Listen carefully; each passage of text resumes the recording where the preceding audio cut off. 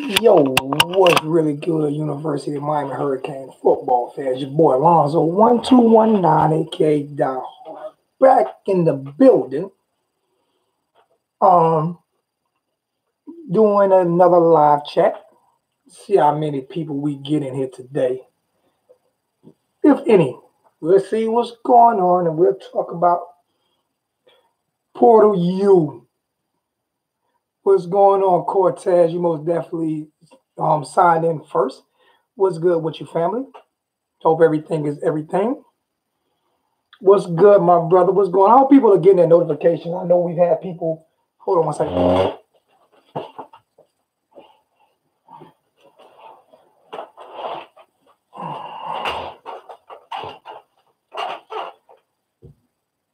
Sorry about that. I know we've had people that hasn't been getting their notifications. So what's going on, OG? What's good with you, man? You see that jersey back there? We know people haven't been getting their notifications. So hopefully you guys get your notifications today so we can get it in. Talk about what you guys want to talk about. Go check out the Mark Rogers show. We did Mark Rogers earlier today, and now we going to do this right here.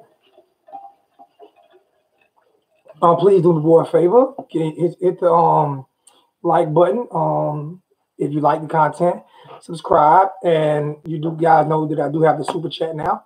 So any donation that's going to the channel is greatly appreciated. I'm not going to harp on that through videos, but any donation that's generated through the chat will most definitely be appreciated and will help to continue to build this channel. So I definitely appreciate each and every one of you guys. And I'm going to get one thing. I'm going to get one thing off my mind. I'm going to say this one time and one time only. I'm not going to harp on it. Not going to keep talking on it. I'm going to just say this one time only. Last few shows I've tried to be more positive, and I'm going to continue to try to trend that way. I'm going to try to, not be negative and try to ignore, more negative comments. I'm going to try my best to ignore those and not respond to those. But one thing I do have to say is it's been a few times that there's been some guys in the chat that has threatened me, that have actually threatened me.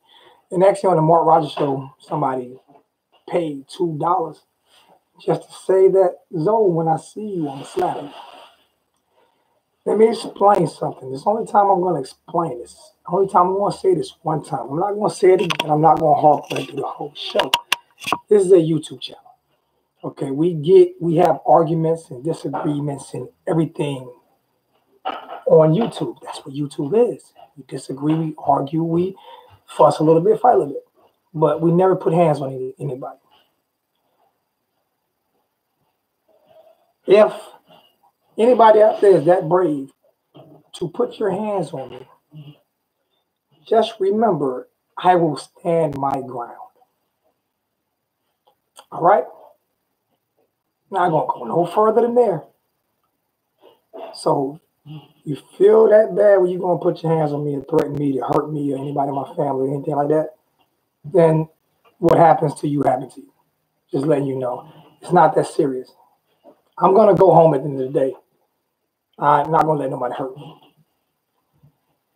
All right, now, I'm done with that. Let's get to what's going on. Let's get what's going on with Jaylen Phillips. I know that's what it is, but I'm not gonna go too much. I'm gonna leave it at that. I'm not gonna get into it. I'm just it is what it is. It is what it is, man. That's it. What's going on with this Portal U situation? Yo, Jaylen. Yo, I knew we was gonna get him. You know what I'm saying? That's what y'all. I was surprised it took him this long, man. But I was surprised it took him this long. I'm surprised it took him this long to actually, sign. I'm telling you, if 2019 don't be a dominating year for the University of Miami, 2020 will be. And I really believe that 2019 is going to be a special. I think it's going to be a special year this year. I think that we're going to do big things this year. I'm already giving you my prediction, man. I swear we're going 12-0. Tatiana, I'm live, baby. I swear we're gonna go 12-0, man. And I know George is continuing. George is on a rampage, going to everybody's YouTube channel to let people know how good he thinks Florida is because they had a decent year last year. So he's gonna make sure he lets everyone know how good he thinks Florida is. I'm here to disagree with that, and we'll see on week 1. But at the end of the day, man, University of Miami, man, Manny Diaz is loading up with this talent, man. I mean, what he's doing right now is unbelievable. The kids, just off that portal, man, that was crazy. And we needed those bodies. We're gonna need those bodies 2 years from now. We're gonna need those bodies.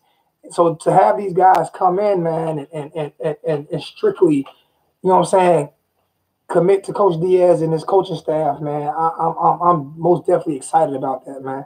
I believe it will be positive. I believe it will be a positive effect. This young man here, like they say, he was ranked #1 overall. Like his freshman season when he coming out of high school 2 years ago, he was ranked #1 overall. Then Mark said he played in 6 games. I think he had a few tackles for losses, sacks. He dominated basically, and then he got hurt.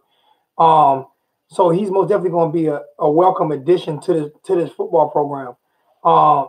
With everything that Manny Diaz has going on, man, at Miami right now, to me, the sky's the limit.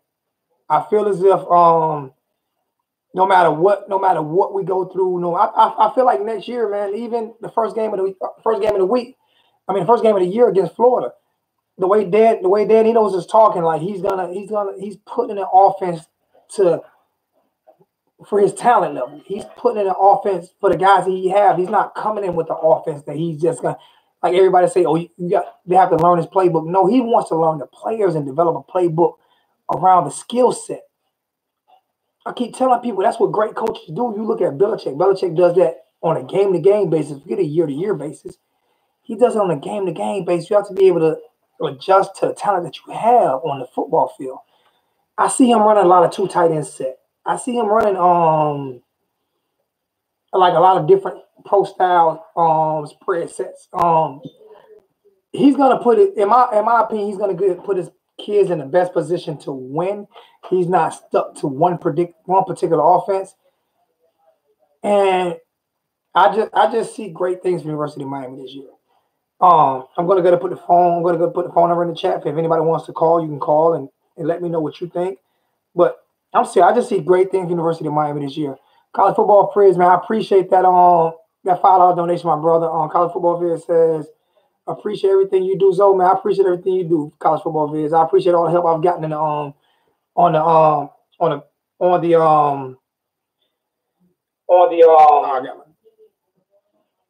the line, off chat, man. Help me get some of this stuff situated. And I need to give you a call on one more thing, man. I definitely appreciate everything you do for the football community and for me as well, man. Thanks, my brother.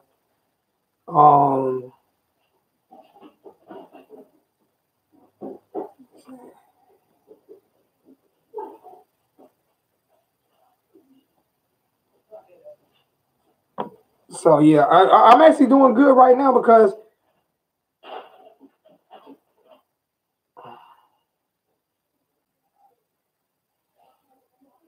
I just put the number in the chat for anybody who wants to call and tell me what you think about what's been going on in the University of Miami during the off season and whether or not you're gonna check out any of the spring games this year. If you guys are gonna go do that, and hopefully within the next couple of weeks we'll be able to I most definitely will, college football. I most definitely will, Coop. I most definitely will call you because I got to get a few more things situated. What you guys think about some of the transfers and some of the transfers that we've gotten, the recruiting class? If you haven't called in, let me know about the recruiting class. What you think about the recruiting classes? And we're just doing these videos. We're doing these videos, you know what I'm saying, during the off season because a lot of football fans, don't get the content. So, we just do this, you know what I'm saying, to basically to do it, man, to stay just to keep the seat warm until the football players come around. Until it's time for those guys to really get out there and you can see what those guys doing. We got a whole summer. We got spring ball, and we got a whole summer. a whole summer, man. So it's gonna be. You got a whole summer, man. It's gonna be. I think it's gonna be something. We're gonna try to make it fun all summer long, man. My theme this year probably gonna be my camo. That's gonna be my theme this year. I'm gonna try to do as much camo as I can. I see the camo Crocs. Camo hat, camo glasses. All is gonna have a U on it. $5 donation from Jeremiah. I appreciate it, Jeremiah. Our defense about to be monstrous. 2, 0, 2, 4. What the world? I ain't know why I was reading that out. Yo, what's really good? What's really good? What's up, Zoe? What's going on, Jay? What's good with you, my brother? Ain't nothing, just out here on my son's basketball game, man. He's basketball, football, athlete. But anyway, man, I want to say, man, I love that pickup with Jaylen Phillips, man. That was a hell of a pickup, man. Everybody hinted out there. People knew that he was coming. But, man, I'm just happy that he is, man. That's going to add to the rotation on the defensive line, especially for the cats that's already there. Now, my thing is, Willie, I don't think he'll get a waiver this year. I think he'll probably sit out 2019. Not 100% sure. Well, if he do, people, that's been the big question all day. People been talking about the medical waiver, you know. What I heard, the medical waiver already been cleared, but you know, you guys, some people you could tell that to, and they don't listen. But it don't matter if he play or if he don't play. That's a good thing. You know what I'm saying? The longer he's off the hill, the better. Yeah, I mean, but I'm pretty sure that Miami wouldn't invest, into him if they didn't know that he wouldn't clear a medical waiver. So people talking about the medical waiver, they should just go ahead and, get rid of that topic because he's going to play. He's going to eventually play. Oh, yeah. He'll play. It's just all about what he plays. Well, I'm with you, man. If he has to sit out 2019, you know what I'm saying, because of the transfer, but he's able to get healthier on that leg, on that foot, and come into 2020, man. I feel like there's not a team on our schedule that we can't beat in 2019 without him. So imagine how dominant we will be with him in 2020. I feel like it's a win-win situation for us. Yeah, but we'll see. When the spring game comes and when practice comes and this season comes, we'll see if they're gonna put him out there, ease him out there. But we already got ballers on the team. I mean, we got Trevon Hill. We got just about Greg Rousseau back. I mean, we loaded. We loaded on that D line. Yeah, so him coming in, he ain't gonna do nothing but just add to what we already have. And that's great, and that's a great analogy on that one, Jay. Because people don't understand. I keep telling people, man, Miami is loaded on both sides of the ball, and the position that I'm looking at this year, the same position everybody been looking at, and that's offensive line. And the reason I'm looking at offensive line is because I swear to you, I feel like Coach Danny knows is gonna people aren't even gonna know because the offensive line to them hasn't done anything. And I don't really get too mad at that, but like I said, they were put in a bad situation. When you put in a bad situation, it's hard to succeed. And they were just put in a horrible situation, in my opinion, with the plays that were called. So this year, if they play bad this year and Danny don't scheme, I'll put all the blame on him. But I believe that Danny's going to put the guys in the best position to win football games and to score points. Manny gonna make sure. He gonna make sure. They got the coaching now. The coach, I mean, they right on track. They doing everything in their power to make sure things run and go smoothly and run right. Manny on top of his game. That's one thing I gotta say. And I'm gonna tell you, these other coaches of these other college teams, they taking notice. They know what's coming. They know what's coming. I'm pretty sure they feel the wind and the breeze and the rain coming. So they try to prepare, but Manny gonna pick up some more players in this portal, and I'm sure Coach Butch Berry is going to pick up a few offensive linemen. Particularly Parker Braun they looking at, and the guy from Rutgers. But around springtime, that's when the portal gonna pick back up. How you feel about David Coney and Vaughn Telemack? So, I feel like David Coney is going to be a better player. I feel like David Coney is going to be a better player. I feel like David Coney is going to be a better player. I mean, I They're going to be promoted to head of recruiting, director of recruiting. How do you feel about that? Oh man, Cooney, I love David Cooney, man. That was a great move. You know, that was a great and Dave Van Dyke. That was a great move with Cooney, man. I'm happy about that because, you know, he came up South Ridge, you know, and I'm sure that he's gonna try to lock South Florida down to 305 down. So, you know, I wouldn't be surprised that after the Hall of Fame, after Ed Reed finished doing what he's doing, I wouldn't even be surprised they pick up Ed Reed. Yeah, because he's coach. That's why I keep telling people, if he's coaching, you don't just want to take a guy because you think he's a great player or because he was a great player, because that doesn't translate always into coaching. Actually, it very rarely translates into coaching, but he's actually out there doing it right now, and hopefully that translates. So because it would be great to get you if he's a great defensive back coach or something. You know how crazy that would be to get him there. Don't think he would stay long. Don't think he would stay long though. So don't think we'll be able to afford him. Even in recruiting. That's what I mean. Even in the recruiting part. Yeah, don't think he would stay long because if he's that good, I don't think we'll be able to afford him. You know what I'm saying? But to get him there, man, I think it'll be a great. I think it'd be great. I think the two guys that are probably on the biggest hot seat already, from when I'm reading on Facebook and IG and Twitter, the two guys are Taylor Stubblefield and defense coordinator Blake Baker. Those are the two guys. That I'm hearing like the most. If it's two guys that coach that play, I mean that the fan base hasn't warmed up to, it's Stubblefield and Baker. I wonder what's that about, man. Oh, I don't know, man. But you know, when people don't know and they got question marks to the unknown, then they question. But once the season gets to rolling and they get to see how they are and how things work out, then all that'll go away. I think, you know, they just don't know. You know, only Manny and those that's inside really know what the turnout is going to be with Baker and Stubblefield. Well, we will see. A lot of people weren't big on Dan Enos until that 15-minute interview he basically did with Canes All Access. I think that's how you get the fans to understand what type of, because once he did an interview, people was like, "Whoa, this guy's for real," you know. And I mean, a lot of quarterback coaches. I mean, not saying John Rick, but a lot of quarterback coaches, you know, they very intelligent. Not only they intelligent, they know what they're doing to the offensive system. So I'm pretty sure Dan Enos is very intelligent and knows exactly how he wants to go about being aggressive on the offensive side of the ball. And I know Manny Diaz already know, you know, about Dan Enos. He already did his homework. So we put our trust in Manny Diaz. And Manny Diaz's decisions, that's what we riding off of. Well, just put it this way. He was offered a job at Alabama as offensive coordinator. He took a job at Miami as offensive coordinator. Right. So, I mean, he see what job he took. Yeah. So he took the best. Yeah, he took the best job. He took the best. Because I feel like he took.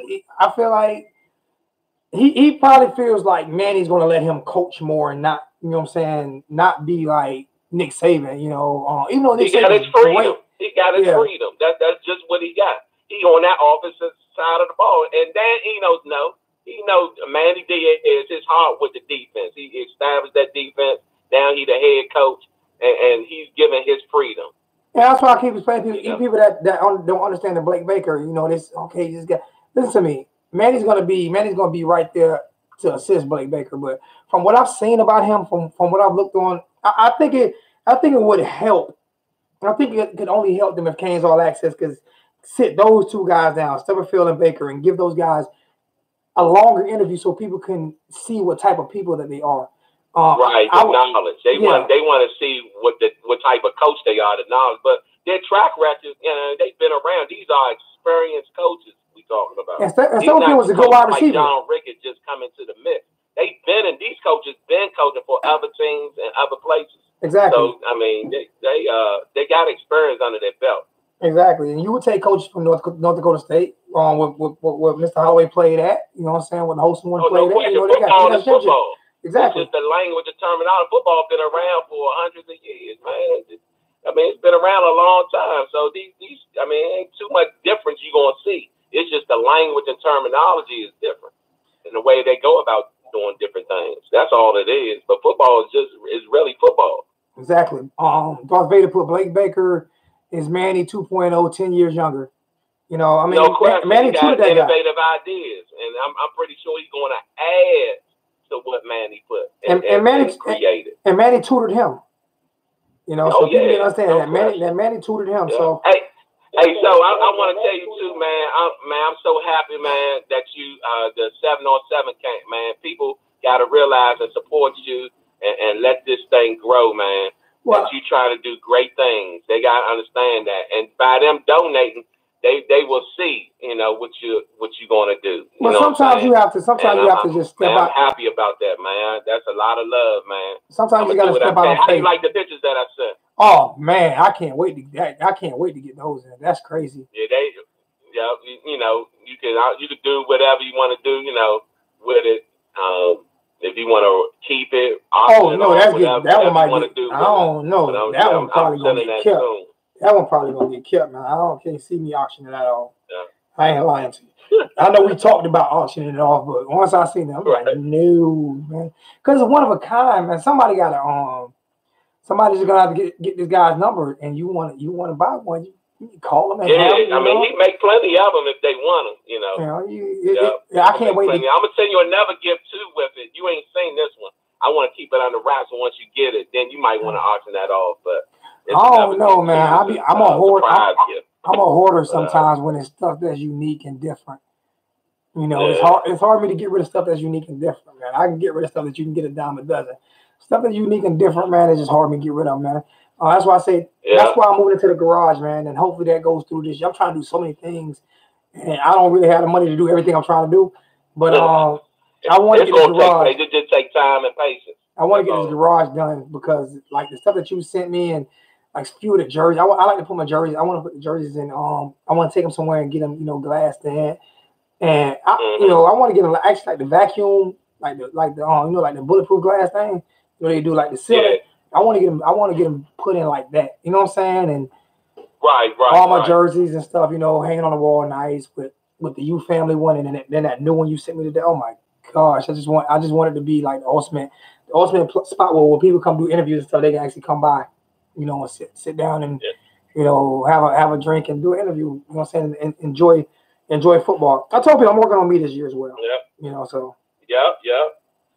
But so I'm going to go back in here with my son, man. He into this sport, man. I just wanted to touch base with you, man. Tell everybody, man, much love to the U family. And, man, with this idea, we going to make it happen under Manny Diaz. He a legend. You actually watching the growth of a legend. Keep telling me, man. I told people last year, man, I feel like he's Jimmy Johnson, Nick Saban, you know, he's cut from that same cloth, man. I really feel that way, and we'll see. We'll see. The first test is in September against the Florida Lizards. Hey, I'm gonna hook up with you in Orlando, Zoe. All right, that's cool. Hook up with you. Are we all other U fam? All right, my brother. I appreciate you, man. Love, man. Man, much love, Zoe. All right, bro. See y'all. That's Jay Blaze. That's Jay Blaze. He runs the 1219 Facebook channel. If you're not over there yet, you know what I'm saying, get over there. And check him out, man. He does a great job over there. Always putting out content on a daily basis, on an hourly basis, usually, man. He's just anything that comes new, he constantly on it, man. And over there, it's not a lot of stuff that goes wrong over there. He kind of monitors that very well. So, you know, you guys are more than happy to, you know, post your things over there. You know, put number in the chat again. So for anybody who wants to call in,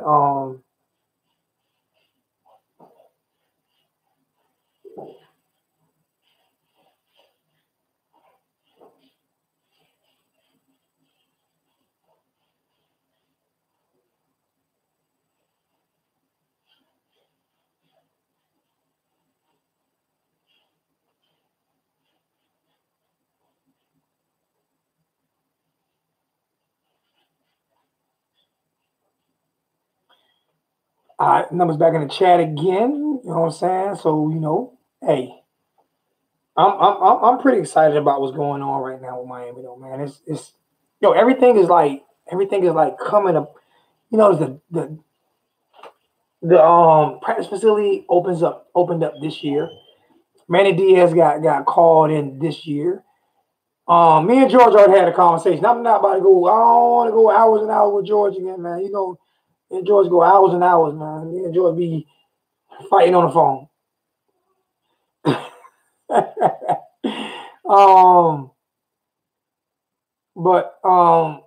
Yep, that's the number, George. You already know the number, George. Let's see, you know the number, man.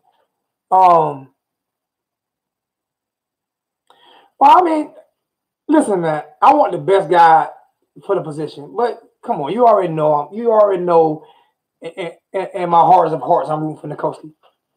I mean, yeah, it's not even a. That's easy for anybody who ever watched this channel know that I'm really pulling for Nikoski. All right. But at the end of the day, I want the guy who's going to produce wins. You know what I'm saying? So, but my heart, I'm rooting for Nikoski. Period. You know, that's my guy. That's who I'm rooting for. And if he loses fair and square, he loses fair and square. It is what it is.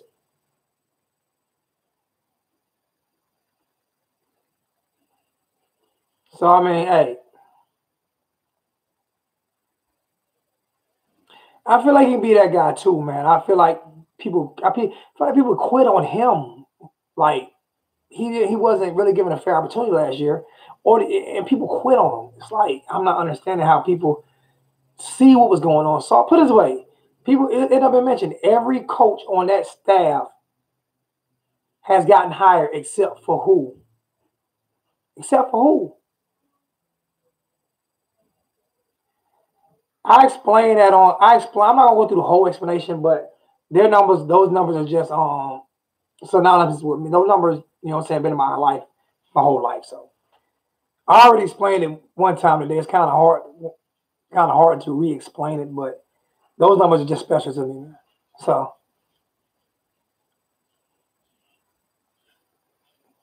I'm good with both. Like I said, I'm in the minority when it comes to the offensive line. Like I said, I feel it was more play calling than anything.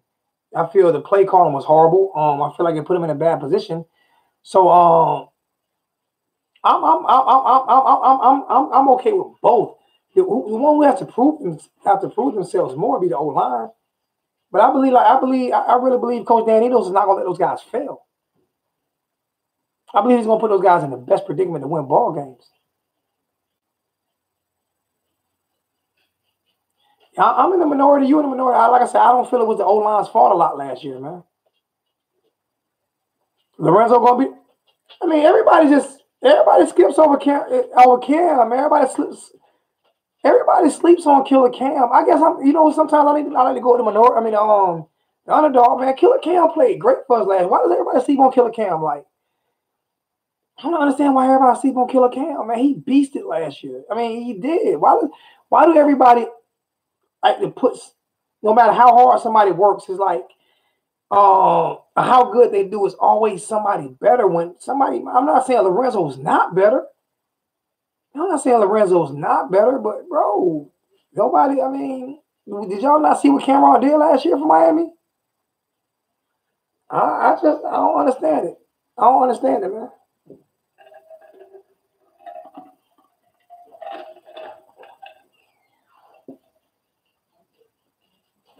Yeah, but I mean, it's like you know what I'm saying, bro. I seen what Cameron did last year, man. I seen what Cam did last year. Like he really did his thing last year.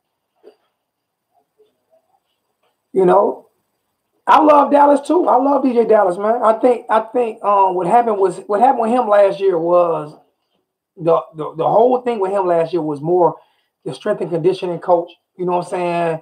Being fat and out of shape, and got our players fat and out of shape. Yeah, he lost his step because he got fat. He got fat. Yeah, he got fat.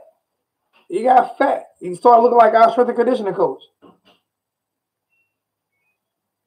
He kept fumbling because the ball kept hitting his stomach. That's why he fumbled. The ball kept hitting his stomach. He won't have that problem this year. He won't have that problem this year. I don't know if y'all seen our strength conditioning coaches. He won't have that problem this year. Yeah, he fumbled because the ball kept hitting his stomach, man. That's why he kept fumbling, man.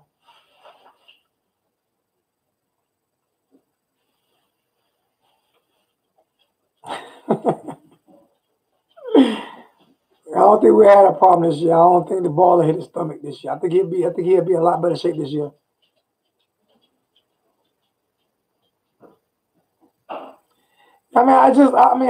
People, like I say, everybody, you are able to root for who you want to root for. I just think that, I think Killer Cam did a great job last year, man.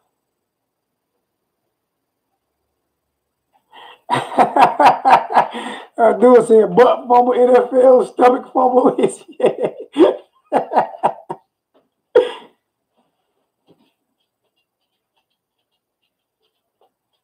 Yeah, I remember he ain't got a job. He's the only one that don't have a job.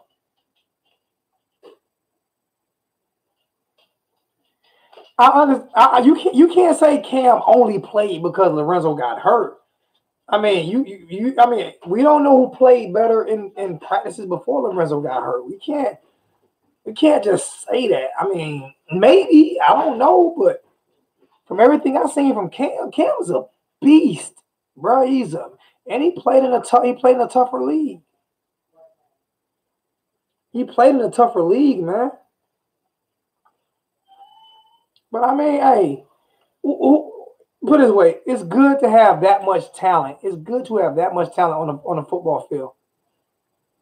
It's great to have that much talent on a football field, man. Because, hey, who doesn't want all those guys in the backfield? To be honest with you, they have all that talent, man. Okay. He didn't see time till Lorenzo Lingard got hurt. Okay. You know, that happens to a lot of people. That happens to a lot of football players. And then when somebody get hurt, they just take over and that's it.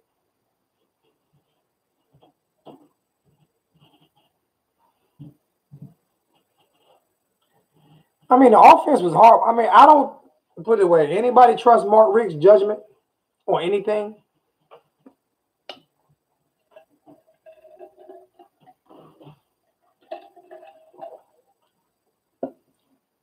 What's going on, music? Because I can't pronounce your first name.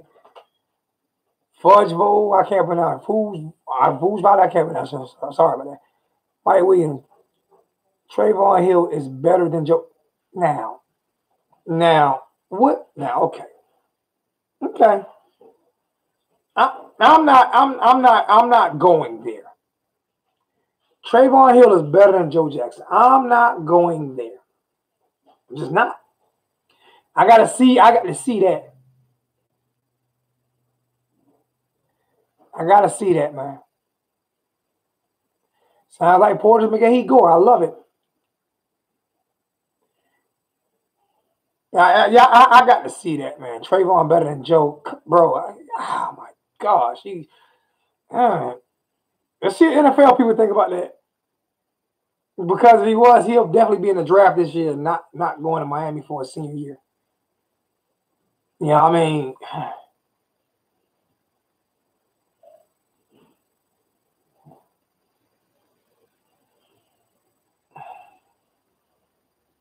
that's what I'm saying. Joe Jr. going to the NFL, Trevon a redshirt senior, graduate transfer. I mean, it could be happening. He could be, but the NFL scouts most definitely don't think so, because if they did, he would have went pro.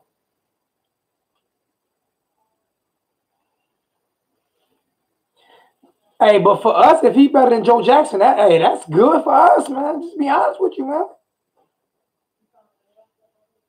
That would be great for us if he's better than Joe. Just be honest with you. Trevon switching and transfer, okay. All right. I'm not. Trevon ain't switching to a transfer.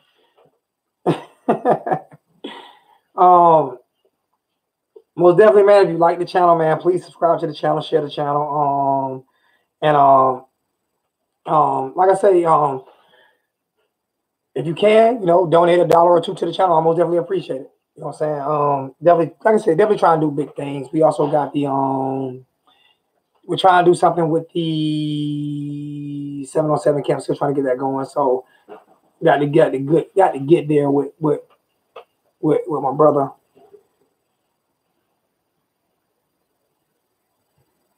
Oh yeah, most definitely good problems. They are most definitely good problems. Fight. They are most definitely good problems, man. What's going on, Ben Pratt? What's good with you?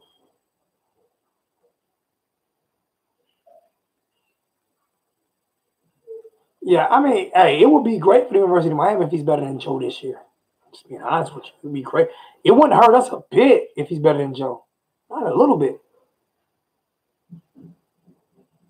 What's good? What's good? What's good, Darren? To go. What's going on with you?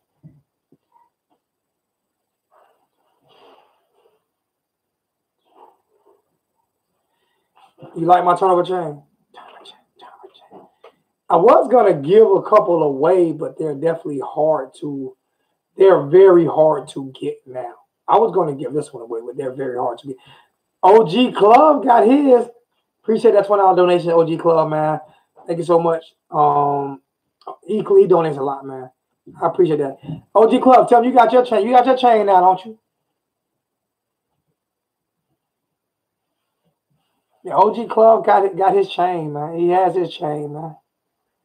There are a few out there, but there aren't that many of these out there. There are probably a couple hundred of these out there, if that. I'll say maybe 100, 150 of these out there. And these are the best ones on the market. I can promise you these are the best ones that's out there. And there aren't many of these. Can't get none right now. Can't get one right now. Darth Vader not making them right now. Hard to come by. You got one of these right here? You got one of these, Ben? Did you get one? If you got one of these, anybody who has one of these, go over to the 1219 Facebook channel and post them.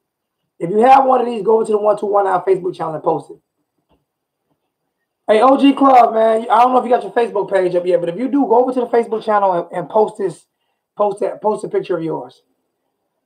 Like I said, there aren't that many. I'm thinking maybe 100, 150 people may have this one right here, which is the best replica on the market. Promise you, this is the best replica on the market.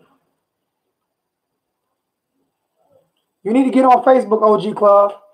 You need to sit down with your wife or your daughter or somebody, get you on Facebook as OG Club Kane. His name used to be just Club Kane. I threw that OG in front of it.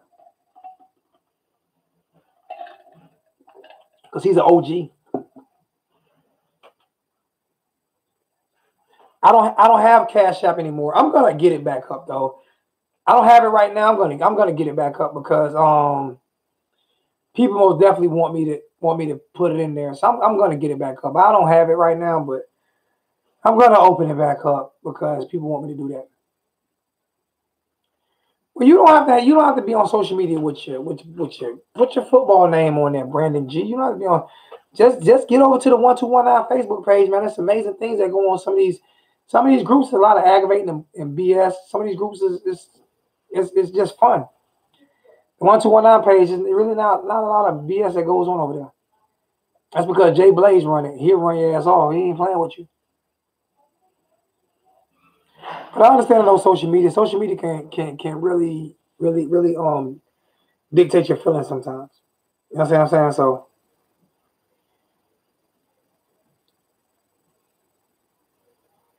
yeah, if you just get it to get to the 1219 Facebook page, hit me up. You know what I'm saying? Go to the 1219 Facebook page. What's going on, Roger 205? What's good with you? I guess people don't want to call in tonight, so I guess I'm just gonna sit here and read some of the comments, and it's gonna be a short night for me then.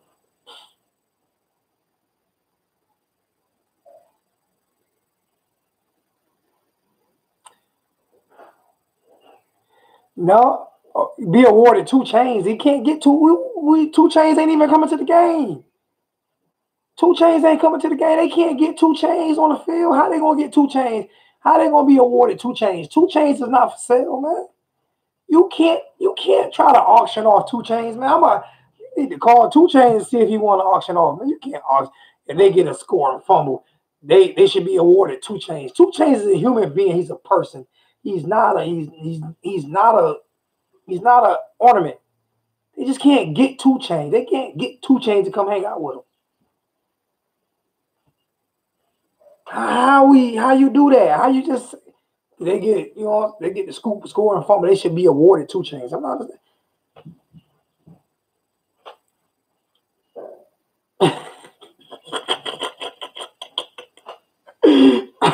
I know what he was talking about. I know what he was talking about.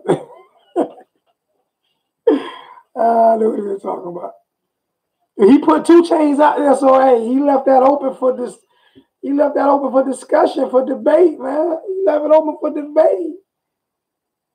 He said they should get 2 Chainz. I'm saying 2 Chainz ain't up for sale. You know what I'm saying? Hey, he left that open for discussion. You know what I'm saying? Ain't that right, music? Oh, man, I'll put a number out there again for anybody want to call in.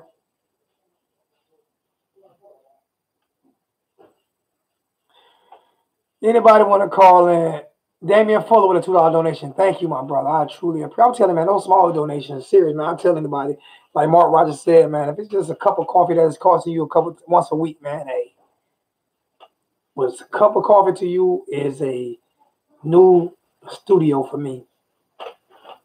Being that I'm be doing all the work myself. So I'm not going to be hiring anybody. I'm just going to be buying the materials and parts. I'm not going to hire nobody. I'm going to do it myself. So everything counts.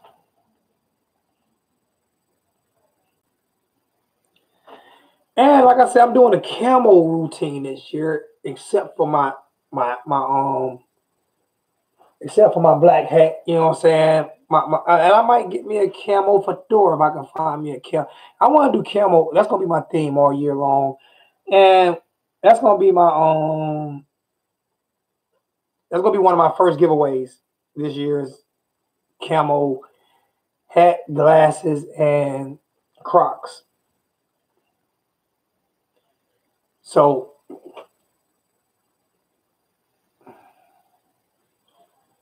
that's how we're gonna do that. Let's see.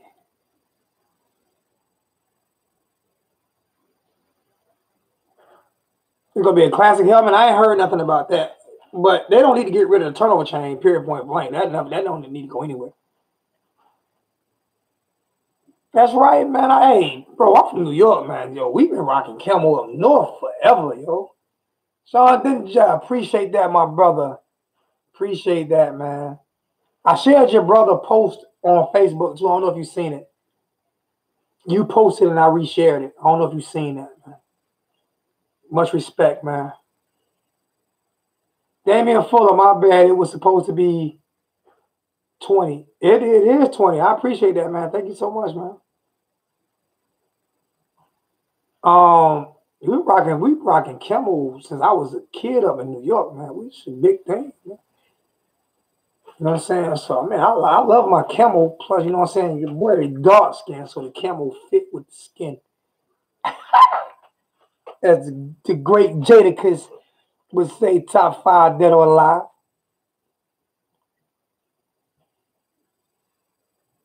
And another thing, serious, like I say, the $2 donations and the $2, $3 donations, whatever, $1.99. Those donations, any donation gets you highlighted. Like any donation that you give, it gets your comment highlighted. So I definitely have to read your comment if you donate, because it highlights your donation. So I can't miss it. Mike Williams with a $10 donation. I appreciate that, my brother. Thank you so much. And Mike been commenting a lot too in the chat, man. Thank you so much, Mike, for all your everything you're doing, man. What's going on, Slim? What's good with you, my brother? What y'all know about some camo in New York City? That's right, yo. Hey, man, New York is different, man. New York has everything on every. It's about the way it looks, and camo is fly. Camo is fly, yo. I mean, you put you a pair like construction Timbs on with like a camo. I'm telling you, camo. Yo, I've always loved camo. A lot of people in New York wear camo. Dead serious, man. All you gotta do is look at some of the hood flicks on YouTube. You'll see. You know what I'm saying? Actually, Killer Cam started with that pink camo. You know what I'm saying? So you ain't far enough south to know nothing about some camo. Camo is not a southern thing. Sorry, camo is not a southern thing. It's a military thing. And you from Miami, so you not deep south enough to know about it. You're rich, privileged south. They don't hunt. What? They don't hunt. They don't hunt. They don't hunt in Miami, man. They fish Man, I don't live down there no more. They fish off yachts and stuff, man. ain't nothing but a cornfield across the street from my house. Yeah, but that's not where you grew up at. What's that got to do with the price of eggs in China? You said what they know about Camel in New York. I'm in Tennessee, bro. I know about some Camel around here. I wear it all year round. A lot of cats in New York. New York, New York too, man. A lot of cats. I got hunting camo. I got fishing camo. I got all kinds of camo you need. I got orange camo. I got white camo for the snow. Do people not realize? Remember Daz Effects wearing the camo? You know what I'm saying? New York big on the camo, man. Love the camo, man. And I'm definitely big on it. I had a pair of construction camo boots. Timberland construction camo boots. So yeah, I love my camo, man. What's going on, Slim? What's good with you, my brother? Would you how you feel about every? I had talked to you in a few like a week or so. As long as probably we ain't talking in a minute. How you feel about everything that's going on with the new director of recruiting and a few of the more portal gets that we got? How you feel about everything? I wanted to see him, and he still may because they talked about it, but I wanted to see him pick up a couple of linemen transfers. Yeah, we need that. We definitely need the depth on all, and just some challenge. You know what I'm saying? Some guys who can really push some of these guys hard. My main reason was, like you said, that's one of the places we need some more depth is at the O-line because they got to constantly be able to rotate those guys out. Most definitely. You can never have enough help at O-line. Never, because those guys, it's a reason why people don't. Yeah, it's a reason why people don't realize, like, every O-lineman wear knee braces now, even if they're not hurt. They wear them to prevent getting hurt, not because they get hurt. Yeah. They get hurt, so they get chop blocked and so much. They get tangled up so much, man, that you can never have enough. You need to be at least, I say, 2, maybe 3 deep in each position on O-line, man. I would say 3. Yeah. To be on the safe side. Yeah. Definitely agree with that, man. Roger with a $3 donation. Is J.J. Phillips able to play next season? I'm not sure. From everything I've heard about Phillips, he's not going to be eligible to play, but things could change. The medical waiver or whatever people talking about, things can change. So I'm not 100% sure. Just like we're not sure on Tate Martell yet. All those things are still in play. So we'll know soon enough. I think Martell's going to get his clearance to play. I mean, he'll, like you say, that's all on the doctors. I mean, he did sit out all year. So as long as doctors say he's healthy to play, he'll be able to start immediately. Come on, Phillips? Yeah. Well, I believe that, to be honest with you, I don't think Miami would have took him if he wasn't healthy enough to play. So, well, the thing was, it was the story. I read some stuff done by people that write about UCLA football, and it was more along the lines of he almost kind of decided to quit football. Kind of like he got a scare when he got a concussion. Was basically the story that I derived from it. Why wouldn't he though? Why wouldn't he get a scare from that? I'm not saying he's unjustified. Oh no, I'm just saying that was the reasoning behind it. Yeah, no, I'm saying. I mean, I don't know if those guys do that out there as a little shade or whatever. I'm just saying, but with everything that's known now about concussions, I mean, I look at it like this: you ain't got nowhere near as many concussions as Troy Aikman. You're okay. Oh yeah, but some people like it's a reason why. It's a reason. To be honest with you, the reason why. What's my boy from San Diego that killed himself? And it's a few more other ones out there, that are, yeah, there's one a Tennessee Indianapolis Colts player. They were saying he had been arrested in connection with killing his own mother, and he had no recollection of it. Yeah, it's a few players out there. It's a few players out there. They've got this thing's just become mainstream, but the thing was that was one of the possible defenses that they were going to use for OJ in his trial. Yeah. I mean, they knew about it back then. And Junior Seau, like I say, Junior Seau killed himself. there's a few players that kill themselves, you know, bro. I mean, so that like being afraid of concussions, man, that's something most definitely legitimate.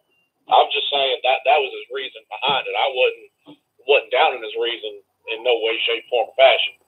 Because that's something that would go through my mind too. Most definitely, man. If I had a son, would I allow him to play football? More than likely, I would put him over to baseball or soccer and something like that. To be honest with you, if he wanted to play, yes, but would I push him to play? No, I wouldn't. Just being honest with you. If I had a son, I wouldn't push him to play football. And that's the thing. That's the story I was getting. It was more along the lines of, you know, like I said, he was really contemplating just stepping away from football. So if he's changed his mind on that, great, I'll take him. Oh, from the little film I've watched on him, man, because I didn't know much about him, you know. From a little bit of film I watched on him, he is most definitely an electrifying player. And somebody tell me that he's too small. I hate it when people say this. He's too small to slide in defense tackle. No, he's not. Do people don't understand? It's not about how big you are. It's about how strong you are. And people don't understand. I'm not saying you can play defensive tackle for a whole game. Tatiana, please. Teenagers in the house. I'm telling you, bro, it's out of control. And dude, you could put on size over time. Warren Sapp was a tight end. They moved to defensive line. My thing is, I'm not saying he's gonna play it all the time, but he can switch in and out, bro. I mean, you not understand that quickness and that strength is just as valuable as the size. If you're just a big fat guy taking up space, you're just a big fat guy taking up space. If you slide him in and out, all you're doing is giving the offensive line fit. You know what I'm saying? It's plenty of times where they put in 4 pass rushers. You know what I'm saying? Plenty of times where they put in 4 defensive ends. You know what I'm saying? Or 2 defensive ends, slide them inside and put 2 linebackers, drop, you know what I'm saying? Slide them on the end. You know what I'm saying? It's plenty of times those things happen. So, and I'd rather have a smaller guy with speed anyway, because they're going to leave those linemen with cankles eating dust. Exactly. So people say, you know what I'm saying, he's too small. He might be too small to play it. He might be too small to play it full time. Aaron Donald's on this. That's what I'm saying. When people say you're too small, bro, I see it all the time. People told Ed Reed he was too small. Exactly. And they said he was too slow. Said he wouldn't be in the cover. Which Ed Reed was not nowhere near the fastest player on the team. He was the smartest. He knew where to be. And that's why he was as good as he was.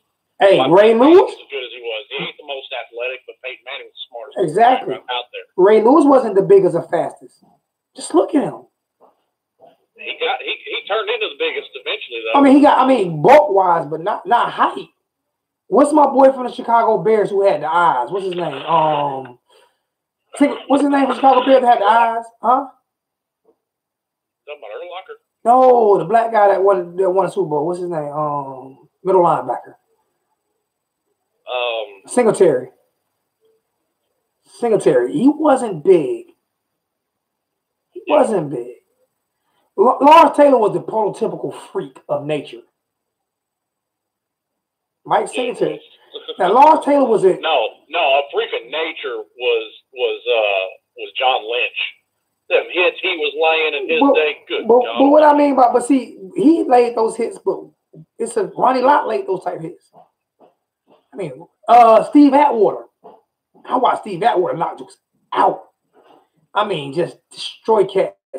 But what I mean by freak of nature is like what was your boy that played? Jack Tatum. What was your boy name? What was your boy name that played for Tennessee? That played defense in that what was his name? When I say freak of nature, when I'm talking about prototypical size, what you wanted it to be. Sean Taylor was a freak of nature, had the size, strength, and speed. Lawrence Taylor had size, strength, and speed. What was the guy name that played for Tennessee? Oh my goodness, he went to Florida. What was his name? Oh my goodness, defensive end, Jevon Kearse, freak of nature. Those are guys who are born built to. I mean, that Jevon Kearse was. He was Jadeveon Clowney before Jadeveon Clowney. And I coached against Jadeveon when he was a 9th grader. When I coached at Ridgeview, the year that we lost to Clover in the semifinals of state. And he played up in Sumter, South Carolina. And he had that. Now that year, we almost went to state that year. We lost to a school called Clover. He had 9 or 10 sacks against us. He was a freshman. And everybody kept talking about this freshman Jadavion. And I'm like, and I was, when at the end of the game, I walked to him, I said, bro, I'm going to be watching you on Sundays. And now he was in the 9th grade. I was like, bro, I'm going to be watching you on Sundays, man. I mean, he had 9 sacks against us. One game. It was like we were playing on Madden or something. Like he had the beast mode code on or something. Couldn't block him. And Jevon Kearse was him before him. So those are like freak of nature's guys who just born and built at just like even Michael Jordan wasn't a freak of nature. LeBron James was a freak of nature. Just a guy who bigger, faster, stronger than everybody. Shaquille O'Neal was a freak of nature. You got those guys, you know. You don't find too many on Brian Urlacher, a freak of nature. Yeah. He's a just most definitely. Oh my gosh. And JJ Watt, freak of nature. Those are guys if you see in the store or something, you're gonna be like, oh my gosh, who the hell is that? Serious. Randy Moss just freak. Randy Moss just a freak. That man catch cold in the desert. I mean, ain't no way in the hell you can have that quick of a start and see. Usually when you 6'4", 6'5", you don't have a quick takeoff. You have a quick takeoff. He was Usain Bolt. Oh my God. Oh my goodness gracious. But no, to get back to what we were talking about, as far as what you said with recruiting, I like Manny. Manny backed up what he said again. He wasn't happy with the recruiting, and then as soon as the recruiting was done for that year, he got rid of those guys. I'm not always big on promoting within. Sometimes it goes good for you, sometimes it don't. He hasn't done it much, though. He hasn't done it much. He hasn't. So that's why I can trust this one, because he hasn't done. Obviously, he fired the whole offensive staff. He didn't even hire one of his guys to run the defense. You know, I mean, he still hired one of his guys. That surprised me. You know, that really surprised me that he brought in somebody else. You know what? The defensive coordinator. You know what that lets you know though? He didn't think those guys were ready. He worked with those guys every single day. Every day. The only person that's changed on that defensive staff was Jeff Simpson. He worked with those guys since he's been there. So I have to trust his judgment. If he don't think those guys were ready, he worked with them every day. The defense was successful. So I mean, I hated that it had to be done that way, because I would have loved to see one of those guys succeed. But obviously he felt like because he didn't take either one of those guys with him, and that was his homeboy. So obviously he felt like they weren't ready. Yeah. You know. Now I want to see him follow through on what he said, and them get back to recruiting the city like they used to. I'll see it. They don't take guys pretty much since Randy Shannon. They haven't really gone into Carroll City. And that's surprising. Everybody looking for St. Thomas Aquinas. Like that's the only school in South Florida. Yeah, Al Gold and Mark Rick both. It's like they focused on the prep schools in South Florida. And that's not where the dogs are at. Well, the dogs are there, don't get me wrong, but you know, those dogs. Yeah, there's plenty of them there. And I get it, you know, recruiting's changed. I mean, these players, they move around in high school just as much as they do in college to go to the better schools. I get that. But you got plenty of them, you know, like I said, at Northwestern, at Liberty City, at Carroll City, that are just as good. Exactly. And probably want it even more. Exactly. You get no disrespect, man. If I'm going hog hunting, man. If I'm going bird hunting, you give me a Labrador. If I'm going bird hunting, you give me a Labrador. If I'm going hog hunting, you give me a pit bull. All right. Those are the schools you go to find those 3 stars that everybody overlooks that want it more, and you're going to get more out of. Those are the guys that Jimmy Johnson, Howard Snellenberger started going to get first. Yeah. You know, Yeah, I love that quote by Manny. When Manny said, "Come to Miami and get your ass kicked by Miami." You either come to Miami, you get your ass kicked. Bro, you cannot. Oh man, no.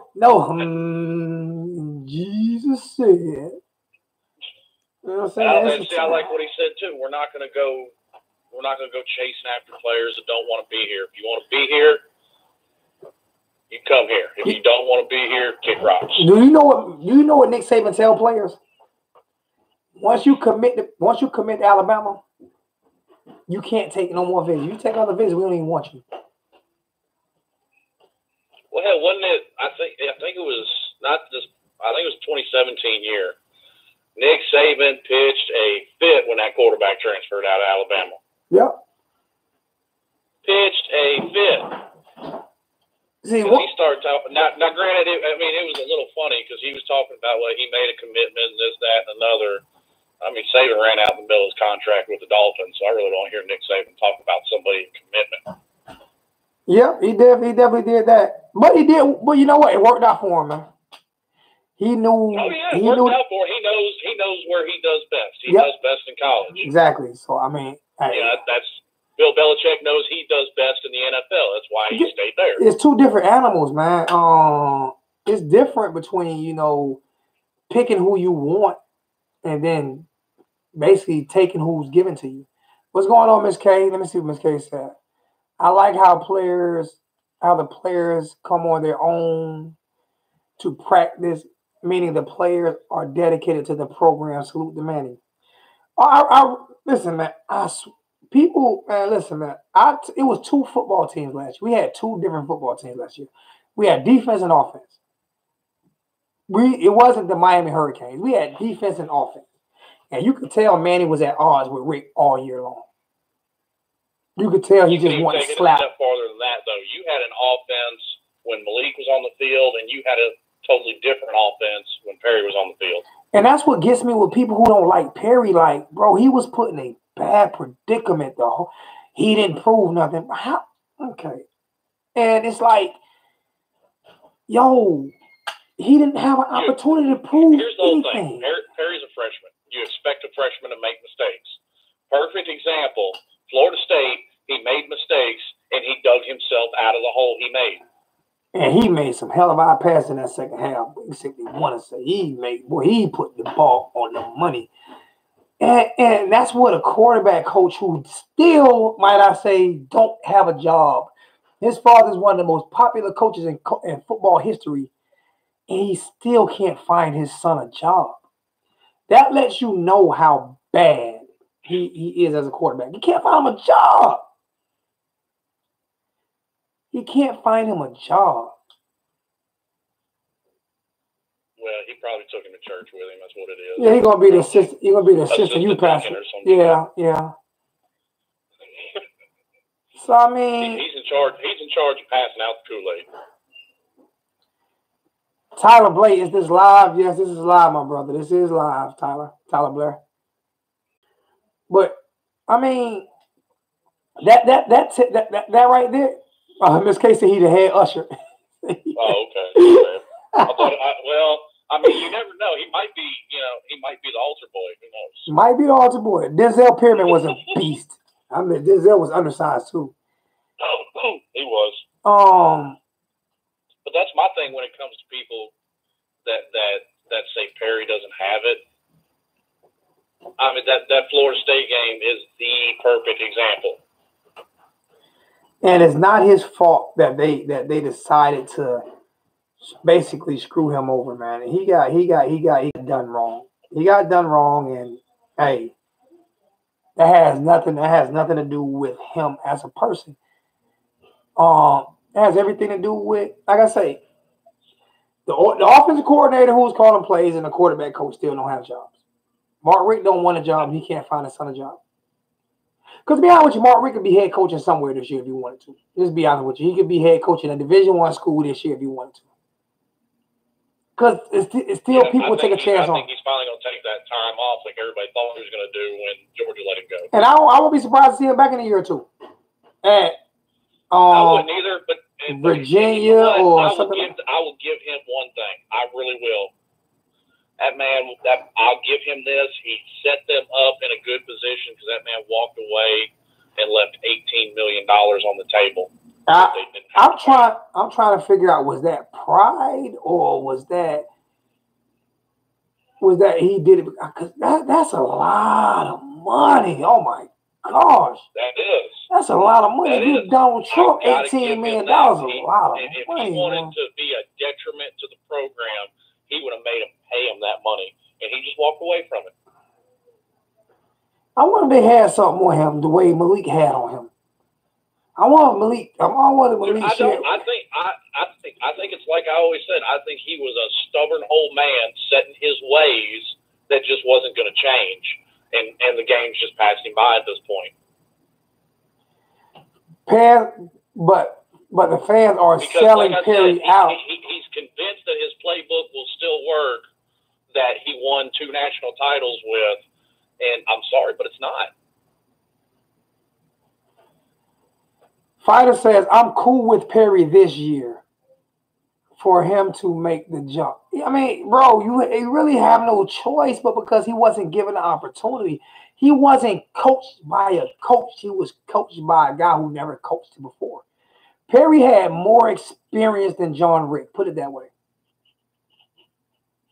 Put it that way. Who did John Rick play college ball for? What was he starred at in high school? He had more experience. Go to a D1 college. Exactly. He had more experience. How you got more experience than your coach? You got to be Peyton Manning to have more experience than your damn coach. There's only a few quarterbacks that have more experience than coaches, and all of them are Hall of Famers. Like, you didn't have to coach Dan Marino. You didn't have to coach Peyton Manning. You didn't have to coach you don't got to coach Tom Brady. Tom Brady don't have no quarterback coach. Tom Brady is the damn quarterback coach and offensive coordinator. I mean, there's few players out there, that need and John Rick was not a quarterback coach. Like you said, he didn't go to a D1 college. He did 1 year as a do boy for Rex Ryan, and the next year he was a offensive quarterback coach / offensive coordinator. What did he do right? I don't know what he did right. I'm just being honest with you, man. I know he did a lot of wrong. One right can make up a lot of wrong. I know Rick did a lot of wrong. I'm just being honest with you, man. Like I said, I'll read a comment. For a long time, I think it was more stubbornness and his outdated system than it was anything. Exactly. The one thing he did right was hire Manny, and I was against that hire. So that lets you know what my coaching skills at right there. But I got more coaching experience. I got more coaching experience than John Rick. He could have hired me as offensive coordinator or the quarterback coach. And I at least coached high school ball for 6 years. And I'm gonna be perfectly honest with you. I'm not completely sold on Dan Enos. You know what? I am, and the reason why I am is not even because of Manny. The reason he has said the right thing. That's why. But see, I want to look at some of his offenses too. He definitely can coach. He definitely can coach. Well, when he has the players, he can coach. I'll give him that. He's gonna have the players. They had an outstanding year at Arkansas when they had guys like McFadden and a few others. But when those guys left and Arkansas was left with a lot less talent, you saw a regression. Time out, but that's more. Time out. That's every team in high school, Pop Warner, all the way up to the NFL. If you have talent, you cannot win without talent. It's impossible. You can't win without talent. It's very rare that it's the same as Manny having bad years at Texas and at Mississippi State. So that's kind of the same reason I'm doing the same thing with him that I ended up doing with Manny after he was hired. Show me. But see, what Manny did was I actually listened to him in interviews. Same thing I did with Enos. Because everybody know who I wanted. We all know I wanted Kendall Browns. I wanted Kendall Browns. So when he hired Dan Enos, so when he hired, I would have loved Art Browns. Oh my God. I'd have taken either one of them. I ain't even gonna lie. I took Art over Kendall all day, every day. Oh, Baylor do in Miami. Oh my gosh, I'd have took Art Browse in a heartbeat. I mean, shit. If I'll take Art Browse right now. As much, I'm gonna be perfectly honest with you. My top three were Art, Kendall, and Lane Kiffin was number 3 for me. I'll take Art right now. If they, I like Dan, but let me say it to you, man. If they can hire Art right now, retract that. Listen here, man. If Art Browse come out and said, "I'll coach this offense for free for the next 10 years," bye, Dan. Bye. Back to Alabama. Art Browse was a freaking genius, and he still never had the greatest talent at Baylor. He still only had 2 or 3 and put up 100 points.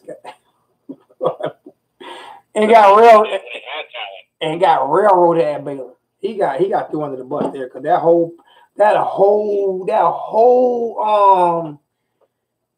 I knew about that 2 years before it came out. And you notice how that got swept under the rug by the NCAA and the news media, all those rape cases and all that stuff they got through. People still hadn't even talked about that. Let that had been Miami. Miami would have gotten the death penalty times 5. But Baylor, anything happened, I'm pretty sure they got some sanctions, but they're never going to be the same again because Art Browse made Baylor. He built that new stadium they got. It's him who built that. So they're never going to be the same again. Baylor's never going to be. I mean, only time people heard about Baylor is when the basketball player got killed. So he made that football program. But the only way they're going to do it, they would have to bring in another name like him, another good offensive name. Who can you? Maybe the offensive coordinator from Clemson, if they could pull him away, something like that. That's what it would take is a big name, offensive guy like that. Hey, be careful, man, because if Dan Enos has 2 good seasons, don't expect him to be around for 3. Well, and the same thing could be said for Manny. You give him 2, 3, 4 good years at Miami. If the NFL comes knocking, somebody's going to throw him the bag. But I believe it. I'm in firm belief that Miami coaches, because it's never happened. So I'm in firm belief that another college team won't pull him. It would have to be a pro. I don't think it'll be college. I think it'll be NFL. I don't care what I don't care if college team throw more money than Miami can throw at him. I don't think he would leave for a college program. I think he would leave NFL. Yeah, I can't be mad at him for it. No, I couldn't be. I would be upset, but as long as he don't do like Butch did, say I'm not gonna go into the league. Oh, God forbid. You talk good about Manny now. You still crying. You still crying like the girl that didn't get the phone call. Yeah, because he broke my heart with that. Man. I was like, oh my gosh, because we were set. I truly believe if he would have never left, bro. Even though we got robbed in 2000 when we beat the hell out of Florida. Remember that ass kicking Florida? Remember that? We still scoring on y'all from that ass kicking. George, are you still in here? Remember that ass kicking we put on y'all in the Sugar Bowl? Was it Sugar Bowl? Oh, was it Sugar Bowl? Hey, all you got to do is what bowl game was that? I'm saying, what bowl game was that? All you got to do is remind Florida, y'all got beat by Stephen Morris. That's not what I'm saying. What was that bowl game that we beat the hell out of them? What was that? Sugar Bowl? It was the Sugar Bowl. You remember that ass whooping Florida? We put our 8th string in against y'all. We whooped that ass, bro. But that's a year that we should have been playing for the national championship. We beat Florida State, but they gave it to Florida State. But I firmly believe that if Butch Davis would have never left Miami for Cleveland, that we would have won 2001, 2002, 2003, 2004, 2005. I don't know if we would have done all that. But bro, just look what he was recruiting. Just look what he was doing. Well, I understand that, but Alabama's doing it. Players were there because some of those players were there because of him, and Kyle Wright just was not shit. Yeah, but he would have had him in a better. Even though he bro, how many Alabama quarterbacks were shit that's in the NFL right now? Well, that's true. I mean, even look at Ken when he got to the NFL. Yeah, bro. I feel like we would have won. Like, I feel like we would have won 4 national championships with him. 4 or 5. For real, man. He had the train rolling. Everybody wanted to come to Miami. Well, the problem was exactly how Najee Davenport put it in that second special. Larry Coker was that was the chaperone, just so they could all get on the bus. Yep. And the problem was that's all he was. Yep. Yeah, we beat Florida with Al Golden. We beat Florida with Al freaking Golden. But I can guarantee y'all, we would not have beaten Florida with Mark Richt this year. I don't care what y'all. We would not. Without Manny Diaz and with Mark Richt, no. And see, Golden, to me, Golden is in the same spot as Mark. Mark wouldn't fire his son, hire an offensive coordinator. I mean, to me, Al should have been given a little more time because of everything that went on, but Al wouldn't fire his brother-in-law, that damn defensive coordinator. I keep telling people, if Al Golden would have had Manny Diaz and Mark Richt would have had Martin Arfield. Just imagine Mark Richt with Martin Arfield. Y'all think it was bad with Al Golden. Just imagine Mark. We actually put points on the board with Al Golden. Just imagine Martin Arfield, him and Mark Richt on the side. Listen, here's my thing. And a lot of people, including you, have pointed to that offense. To me, there was still a big problem with that offense, and it's what made the problem even worse with the defense. Back when, James Coley was there running that offense, Stephen Morris was the quarterback, then it transitioned into Kyle being the quarterback. What made it so much worse, what made that defense look worse was the fact that on average, that offense scored in a minute and 12 seconds. Yeah, we see. That offense was big, explosive plays, but that's all they were. They couldn't sustain drives. But you know what, though? Keep the opposing defense on the field and keep their own defense off the field, keep them from getting wore out. Our defense never got wore out, man. Our defense just gave up the explosive plays after our offense. Well, it wasn't very good, no. Oh, my God. A lot of that was to do with the scheme, but bro, they were horrible, man. The time of possession difference wasn't much different than what it was with I Rickson at the offense. I understand, but you're on the field for about a minute and a half. The difference is one was three and out, the other one was explosive plays. Well, I'm not doubting that, but what I'm saying is that exacerbates your problem with the defense. I understand what you're saying, but I feel like put it away, and our defense was still ranked number 1 and number 2 under Manny Diaz. So how good do you think they would have been? You know what I'm saying, with an offense that actually scored points. I'm just saying. But my thing is, a lot of people point to that James Coley offense. I don't want to see that. I want to see an offense that, yes, can have those explosive plays, but perfect example, look at what Clemson just did. I don't think drives and march down the field. But I don't think people are saying, they needed to. People are comparing James Coley. Even the mention of James Coley versus Mark Richt shouldn't even be mentioned. And that's the whole point. Is that when he took because Mark Richt's got 2 national titles calling plays. James Coley don't. That's my point. It shouldn't even been mentioned. I'm gonna call you right back. Ross. It shouldn't even Jamaica Kane. It shouldn't even been mentioned. Is my point. It shouldn't even been mentioned because it shouldn't have. No, you're absolutely right. And Mark Richt, when he took over by saying just how good his offense was, how they're gonna be great now because Mark Richt is here, and they got worse, and they got worse by a lot. I don't care what the metrics say. It's great if you have 35 turnovers a year. Yeah, I don't care what we was number 1 in turnovers and dead last in points over turnovers. How do you go from number 1 in turnovers to dead last in points over turnovers? That's like an oxymoron. How does that even happen? How are you number 1 in the nation in turnovers, but dead last? I think a lot of that could have been. I think this year would have been totally different if he hadn't let Perry in. But I mean, I'm talking about last year. Undefeated or nothing like that, but they would not have been 7-5 if he had let Perry in. But I'm talking about the year that we won 10 games. We were number 1 in turnovers and dead last in points over turnovers. And that's what I was alluding to people about. That it's fool's gold. But what I'm saying is a lot of those problems.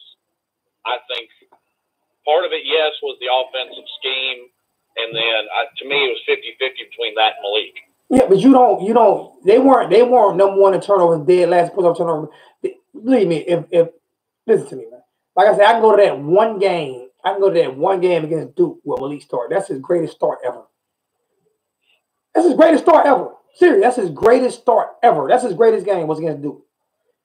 Well, no, he beat that one out with that Notre Dame game last year. Well, I mean, no, he really didn't because defense won that game. I mean, the Duke game, we had D'Onofrio still coaching defense. All right, he came out like 10 for 10 or something like that in that Duke game.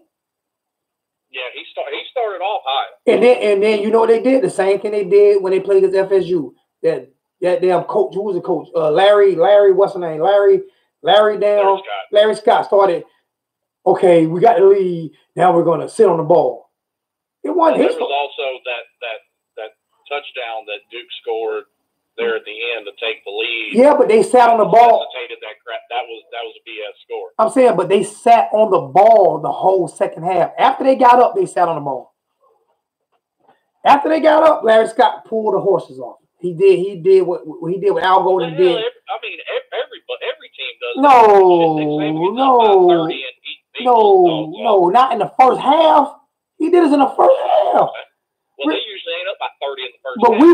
we were up by like 3 touchdowns. He called the dogs off in the first half. Remember, we did that same shit against Florida State in Tallahassee. Remember, we were beating their ass, and then they came out in the second half, and then Al Golden just started running the damn ball. You remember we were beat, and that's the game we lost. That's the game that Brad Kite threw for like 500 yards or 400 something yards in Tallahassee. And then the second half, he came back. He came out running the damn ball like. Everybody like, what are you doing? The middle of the field was wide open still, and he started sitting on the football because he didn't want Martin Northfield defense to, you know what I'm saying, get tired.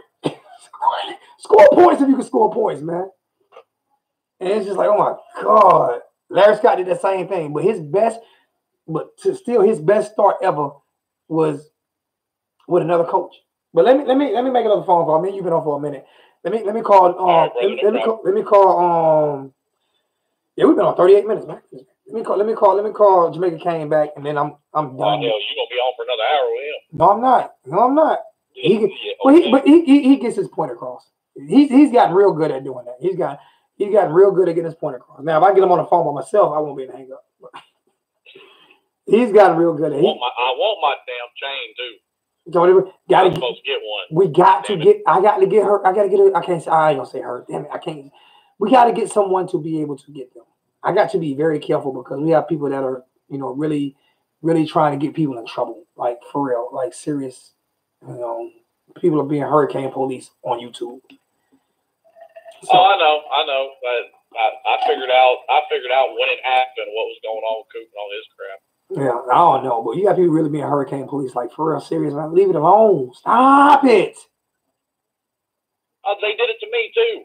A bunch of people reported that Facebook page I set up for myself, and now I got Facebook sending me requests for an ID with that name on it. I'm talking about Slim Shady Kane? Facebook, because Facebook's got a policy. It's got to be the name you go by. Oh, you go by Slim Shady Kane. So they want.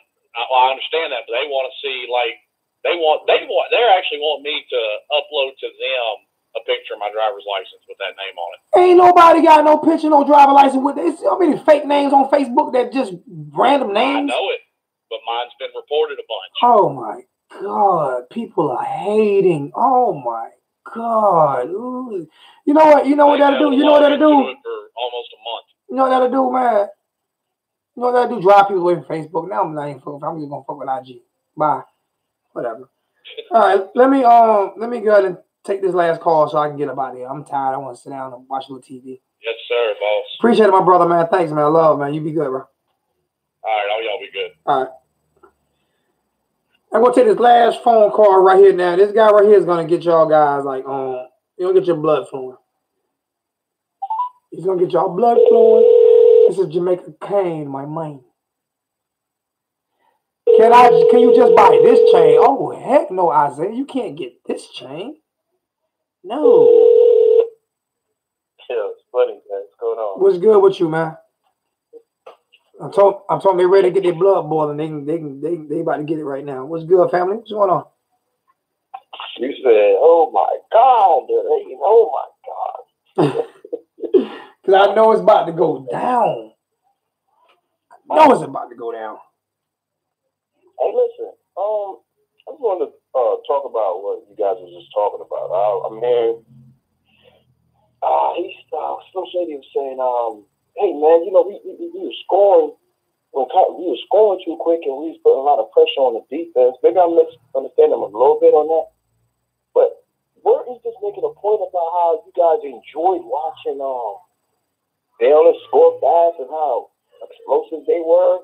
They weren't taking their time and wearing down any defense to score. They was going ahead and just went ahead and scored and put it in their defense to stop people. So what was wrong with what we was doing as far as scoring? I think what he's saying. I think he's saying we knew we had a bad defense, so maybe you want to wear the other. You know what I'm saying? I mean, that's how I'm looking at it.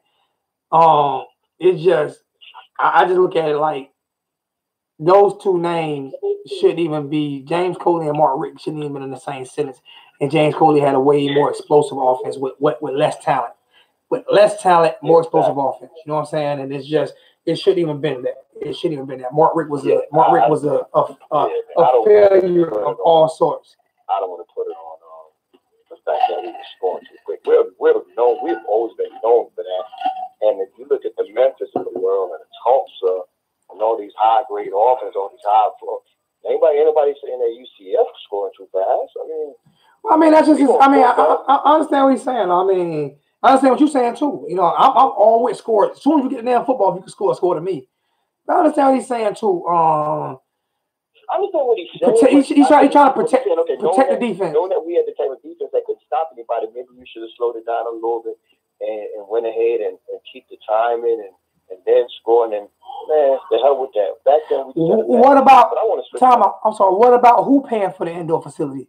Mark Richt donated $1 million so his son could have a job. That's what he did, okay? Because he knew damn well that the University of Miami weren't going to let him hire his son as a quarterback coach unless he did something dramatic. And he gave up $1 million so he can hire his son as a quarterback coach. Like I said, if you look all around right now, the only person on that offensive staff that does not have a job is John. And Mark could have one today if he wanted one. John can't find a job. You said the killer already, man. I have not heard a point better than the one you just made. I mean, when you said it, I promise you, I was in shock that I didn't even think about that myself. I said, I got to give that to Zoe. When you said this guy was coaching a kid that knew better than him. Yeah. There's nothing else to talk about. There's nothing else to talk about. Let's wrap it up, fold it, put it up, put it right on the shelf. You look at the dysfunction. Did anybody? That's the line of the year. Yeah, he was coaching. Perry knew more than him. I'm gonna let you know right now. I'm still in that. I am going to steal that. I'm gonna use that. I'm gonna text. I'm gonna Twitter that out. So if you you got to put my hashtag behind that, man. You got to put my that out there. You got to put my hashtag behind that. I'm suing you for copyright infringement. What you say? You gonna sue me for copyright infringement? Yeah, but you know what? At least I told you. Yeah, you can have it. You good? I love you. Good. Hey, you know what? A couple other things. Hey, man, I know a lot of people get a little worried that Manny Diaz is going too far into this transfer portal. You know what? I need 2 more guys. I don't think people getting worried about it. We know we needed it. We needed it. You need it. And we need 2 more guys. And I was trying to look for something before I got on with you. I think I still might be able to find it. I looked at somebody had a chart today of our 2 deep and just the guys that we had as seniors. We got two seniors that's defensive linemen. We got really 1 or maybe 2. We got 2 juniors. And then everybody else, is freshmen or redshirt freshmen in the D line. When I'm talking about defensive end, I'm not talking about hybrid. We're talking about straight D line, the grunt work guys. We got 2 seniors, and one of the seniors is the kid that's coming from UCLA. So they made him a senior because he's a senior type grad. We had 2 sophomore. No, not 2 sophomore, 2 juniors. So think about the first 2 seniors, 2 juniors, and one of the juniors is the kid from Alabama, T. Martin, that has not, number 90, who has not gotten on the field yet. You know what, too, though? I'm going to tell some people. Too, that kid from Buffalo, Jamaica Kane talked about that kid from Buffalo before recruiting, even before anybody was talking about it. He called me up. He said, Miami need to look at this boy. He even knew Miami. Look, Miami need to look at this kid from Buffalo. He called me on my phone telling me about this kid from Buffalo. I'm like, man, what? And I'd be damn if a couple of days later, about a week later, Miami looking at this kid. And I was like, damn, he must, because nobody even knew Miami would look at him. And Jamaica Kane said they need to look at this kid. They need to look at this kid. So I was like, okay. Now, I don't know if you heard about this kid. I might have to give you his name because I know how you are about names. But there's a kid right now, a D lineman from Iowa, is thinking about coming to us. He's 6'3", 206. You know what I like about those guys? I love those guys. I love those guys that come from those schools because they have motors. Big kid, big beefy kid. And I think if you come to us, he'll have two to play. He has 3 to play 2. So he's not really a 1-year guy. And he said he's not sure if Miami's interested in him. He's interested in Miami. He's not sure if Miami's interested in him. He's available. But I think, Manny goes step by step. He evaluates, he looks, he do his homework. We need 2 more guys. We need a D lineman like him. And we need 1 more guy if we can get it on the offensive line. And then we should be done with it. We should be done with the portal and just move forward. But we need 2 more guys, offensive line and defensive line, and we can call it a wrap. So actually, I think we need 2 more offensive linemen. I would go with 2 more offensive linemen. But you know what? You got to be careful. And I'm usually not the guy to tell you I really worry about the youngsters being affected by bringing in guys. One of the guys that we really, really need to develop and really take a look at, we can't really mess around with this situation, is the kid Herbert from, I think he came from Heritage. We got him from Heritage. So he'll be a sophomore. He'll be a redshirt sophomore. We need to figure a way to get him on the field or get him into our 3 deep, 2 deep. And if you bring another guy in, I think that's where he's going to be affected. Because just watching what's going on in this offseason, guys working out, he's one of the guys that actually just going out there, putting it on the line right now. I don't know if you noticed that I don't know if you've seen the video of these tug of wars that Manny got these guys doing, or the conditioning guys. Our conditioning guy have these guys doing. They're doing these tug of wars. Certain like running backs will go up against quarterbacks or so on and so forth. And man, it looks good. And guys are dragging guys all over the place. You got take one of a tug of war. I wasn't sure what was it against, but I'm sure it wasn't like a linebacker or a D lineman. But he won one of the tug of wars. The guys are competing even in the weight room, but they're doing different things to make it fun. So that's exciting to look at, man. So I'm excited about everything. I just want to make sure we get enough depth on that D line. It's very important, line. So it's very important to have depth. Oh yeah, I totally agree with you, man. Because we need to be, the more depth you have, the fresher you keep those guys, man. Everybody who's watching right now, man, do me a favor, hit the like button. If you're on right now, if you can, hit the share button. You can do it. I just did it on my phone. I did mine already. Yeah, I just on all the time. I make sure I do it. Yeah, I just hit the share button. I just share it to IG, Google, and Twitter, and Facebook. You know what I'm saying? So hit the like, and if you can share, share it. And to be honest with you, like I said, I'm not going to ask too often, but if you can donate a couple dollars to help the channel out and help the channel continue to grow, I most definitely will. One day, my dream is to do this full time. I don't know if everything's going to work out, but that's what I'm working at, trying to do this full time. And I'm doing it full time now, but I like to do it as my main job to where I can, get even more insight and stuff like that. But you know what I'm saying? I'm going to look for sponsors and everything like that as well, so I don't have to, just depend on donations, because I know everybody's funds aren't there. So, but I appreciate anybody who donates. Okay. Hey man, one of the guys that I'm really paying attention to, and our fan base need to look at now, Al Blade Jr. This kid is in the weight room. He's boxing. He's jump roping. In the weight room, boxing, jumping, he's doing everything that it takes. If you look at his body right now, his body's put together. He's putting in that work. He's one of them guys that's in that weight room all the time, putting in that work. I have a feeling, man, they might move him down in the box a lot. It might not be that straight corner that everybody expected him to be. I think they're going to bring him in the box. So they're going to bring him down. They're going to walk him down. You know, and you made a great point with the D lines, DNs. Every now and then, you know, they call that like the race car package. That's what people package when you bring in like 4 DNs. Yeah, 2 linebackers and quarterback. Yeah, and people like that don't work, bro. Like they do that. They do that on run blitzes a lot. You know, people they do it on the 3rd down when you know a quarterback at least got to get a 7-yard drop, and you know you already got the corners dropping or sitting on them. You only gonna give him this side of the field or this side of the boundary. So now you bring that package in when it's the speed, and he thinks that he's gonna have enough time, and he makes a mistake. That might be a pick 6. That's actually what happened. If you remember Jevon Johnson, remember we was losing to Virginia, and he had that pick 6. That's basically we didn't got speed rush guys in, and the quarterback thought he had a quick out. He threw that ball that you know was going the other way. Exactly. So and after 1 year also at Boston College, I was at that game when our linebacker took that to the house because we had our speed rush on. So those type of things that's 2 great points. Not that you can make no good points tonight, but those are 2 things that really stand out. No, I appreciate it, man. Package. Say it again? I appreciate that. No, but for the NASCAR package that you mentioned, big time.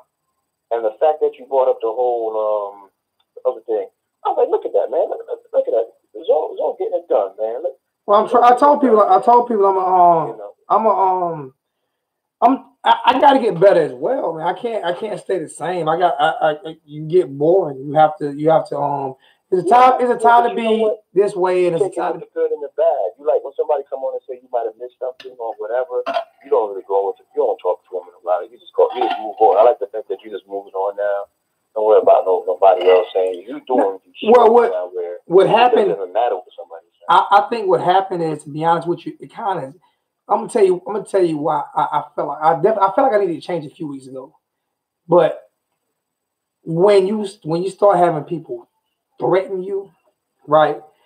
I'm not you from up north. You know what I'm saying? You gotta catch me down south. I'm from the hood, and you don't take threats lightly, like for real. So maybe it's something that I can do to have people not threaten me. You know what I'm saying? But what I mean by that is because you're not just going to put your hands on me, all right? And it's not going to go the way you expect it. So when you have people threatening to put their hands on you, you need to evaluate what you're doing as a person to have somebody want to threaten you.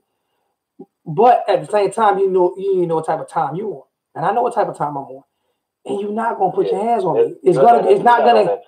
It's not gonna go that way for you because I'm telling you. I'm upset. I'm gonna say it was something that's really key. And I know that you go by this in a sense. I go by this. Let me say this: ninja move in silence. So when you're telling me you're going to do something, I'm going to expect it. Exactly. Now, you're not a ninja because you're telling me what you're going to do. If you was going to do something, you should have had me being a sitting duck. I tell people, man. That kind of threat is a wrap. Because now I'm going to be super prepared. But you don't know where my dog's going to be at when we're doing this. You have no idea where my dog's going to be laid out at. I'm just saying. I tell people, man. I'm just saying. You're not. But that's what I'm saying. So, but it was. I must have offended somebody to where you want to say that, which I can say I may have done that, but at the end of the day, I'm not gonna let you hurt me, bro. I just enjoy nobody. I just enjoyed it going forward, you know. So and you coming on, you doing your uploads, you in your truck. That look like a military truck. Is that a military truck? Nah, it's actually my neighbor gave me that truck. It's a 1999. Mazda B20. Is it a truck you in? Yeah, Mazda B2500, 1999, man. Mint condition, man. It's a beautiful little truck, man. Oh, okay. My neighbor gave it to me because he had too many. My neighbor, some of these guys, some of these people out here got too much money. Some of these people out here got too much money, but it's clean, has no dents or scratch or nothing on it, man. Like 150,000 miles. It runs great. I drove it to Atlanta a few weeks back. Drove it to Maryland. Nice running truck, man. You got enough cars you can enter cars into like competition? Actually, that's what I'm doing. I'm gonna finish my K10 Silverado, and then I got my SS. I got my SS Chevy Blaze I'm building with that's gonna be built hopefully in another 2 years. That's gonna have the 6.0, the 6.0. I mean, I'm actually going with 5.3 with a turbo on the SS Blazer. And I got my Honda. I got my So you must have been a 94. fan. I got my 94 Honda Accord. And I'm gonna use that as racing. No, it's not. It's about. I like race vehicles. So that's why I got the Honda Accord. I like the race car. I like the race a little bit. Oh, okay. They got those channels on for the 169 channels that they give you for cable, like the 350. You know, they have those type of channels for everything. But yeah, just to get back on a couple of things though. Defensively, we're not beating Florida 31-10, man. Sorry, we're not beating Florida 31-10. That's not happening. It's not happening. Say it again. Somebody got 31-10 Miami. Hope they ain't Miami, Florida store. We're not beating Florida 31-10. That's not happening. That's not happening. You can get it. Oh, you answering somebody? Yeah, no, somebody got Miami 31-10. Miami not beating Florida 31-10. It's not happening. You got too much respect for Florida. Here's the thing that people need to pay attention to. I'm a realist. And you know what? While I have you on, man, let me ask you a question and give me your gut feeling on this, because I kind of like to know what the fans think about this too. If we're gonna keep it blood raw,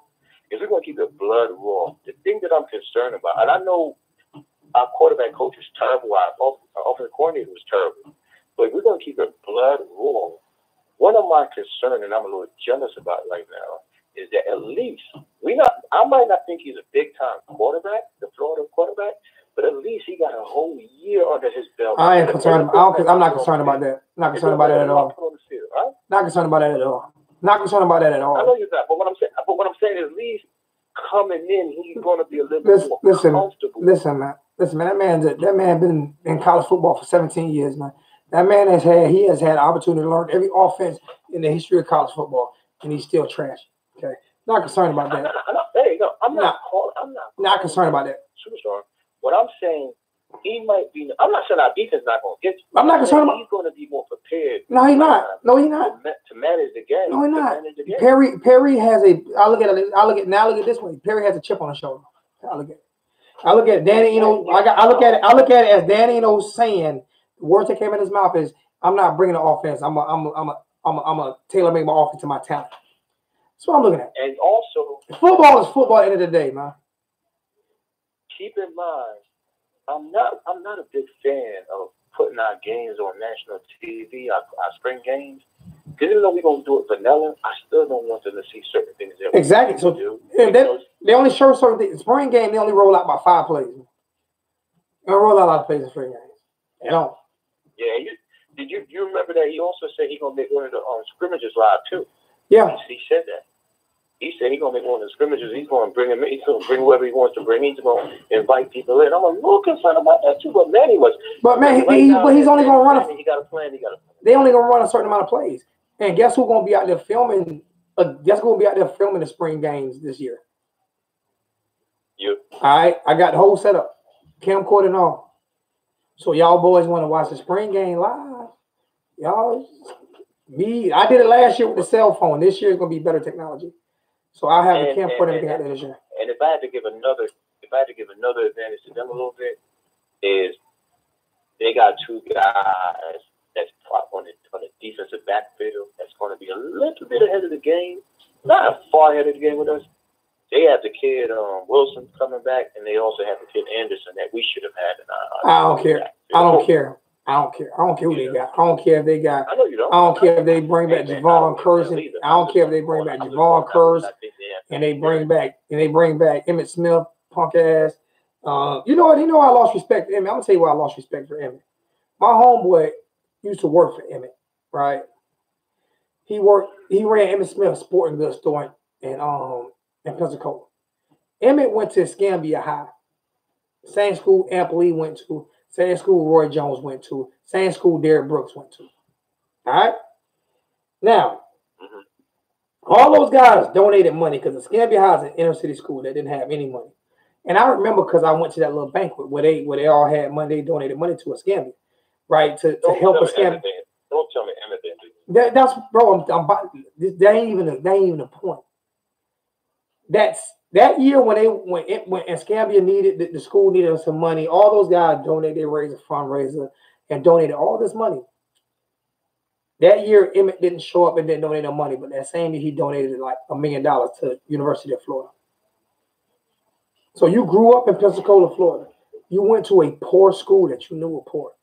And all those guys, Roy Jones, Derrick Brooks, Hapley, all those guys went to Escambia. Amp Lee didn't even play in the league that many years. Had nowhere near the money that Emmett had. So people in sometimes it's the people that you are around and who your agent is and who said, who you're talking to. Sometimes you start surrounding yourself after you done been in the league 5 years, you done won a couple of championships. Now your circle of friends and your circle of I understand, but you still know I still know I owe Brandeis if I ever made it. I still know I owe Mosley if I ever made it. There were 2 high schools that I went to. I went to Brandeis in New York, then I went to Mosley in Florida. My mom's passed, I went to Mosley my senior year. I still know it's 2 schools that I owe because those teachers and those teachers and the principals in the schools that had my well-being. Brandeis, I got stabbed at Brandeis and they looked out for me. That's I cool. don't know if you ever look at Emmett. Emmett is the kind of guy if he walks into something. I've talked to Emmett. I've talked to him on many occasions. He wants everybody to know he's there. In there. He expects that they should know who he is. Exactly. And I respect him as a warrior on the football field. What he did in that game against the Giants with a broke arm was incredible. Incredible what he did in that arm. Bro, he ran up over 200 yards with a broke arm, bro. I mean, broke.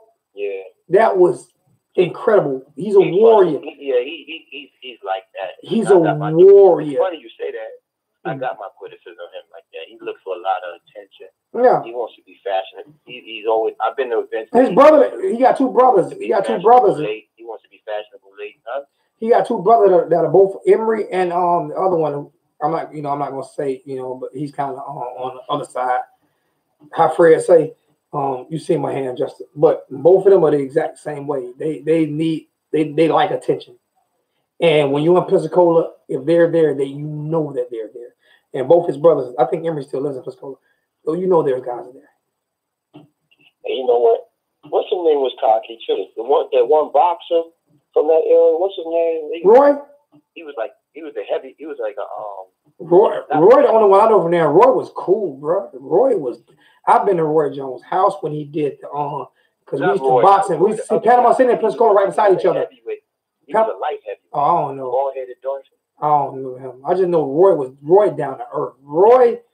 Roy father owned a boxing gym in Pensacola, and they used to come to Panama City because we used to do a little boxing in Panama City, and they brought us up to their house. You know what I'm saying? Brought us to their house and to the gym and everything. A few of the kids that was in Pensacola. I mean, that was in Panama City. You know what I'm saying? There was brought us there, do a couple of boxing camps and stuff. And Roy's down to earth dude, man. Roy hangs out with everybody. Roy is like real down to earth, man. I don't like guys. I don't like guys that switch up on people when they Roy's like Roy like crazy down to earth, like serious. Another guy from that area is basketball player for New York Knicks right now, Mitchell Robinson. Mitchell Robinson, the center for New York Knicks. Oh, okay. He was a steal. If he would have went to college, he'd have been a top 5 pick. What hurt him was he didn't go. When they get famous, some of them switch up, man. Some stuff that bothers you a little bit, but it is what it is. They're stars. I mean, as much as people praise Michael, and as soon as I say this, we're gonna get off it, man, because I know a lot of people gonna be disappointed with what I'm gonna say. Even Michael Jordan, man, as big time he is and everything, he grew up in the South.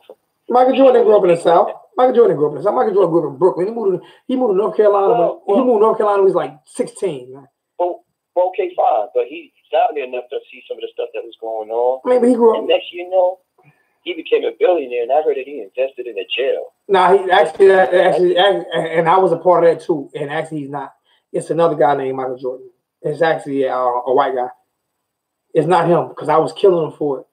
I said that to somebody. I said he must have got that for a friend that he wanted to do something for. Because how are you a billionaire and you went and invested in something? I don't believe in.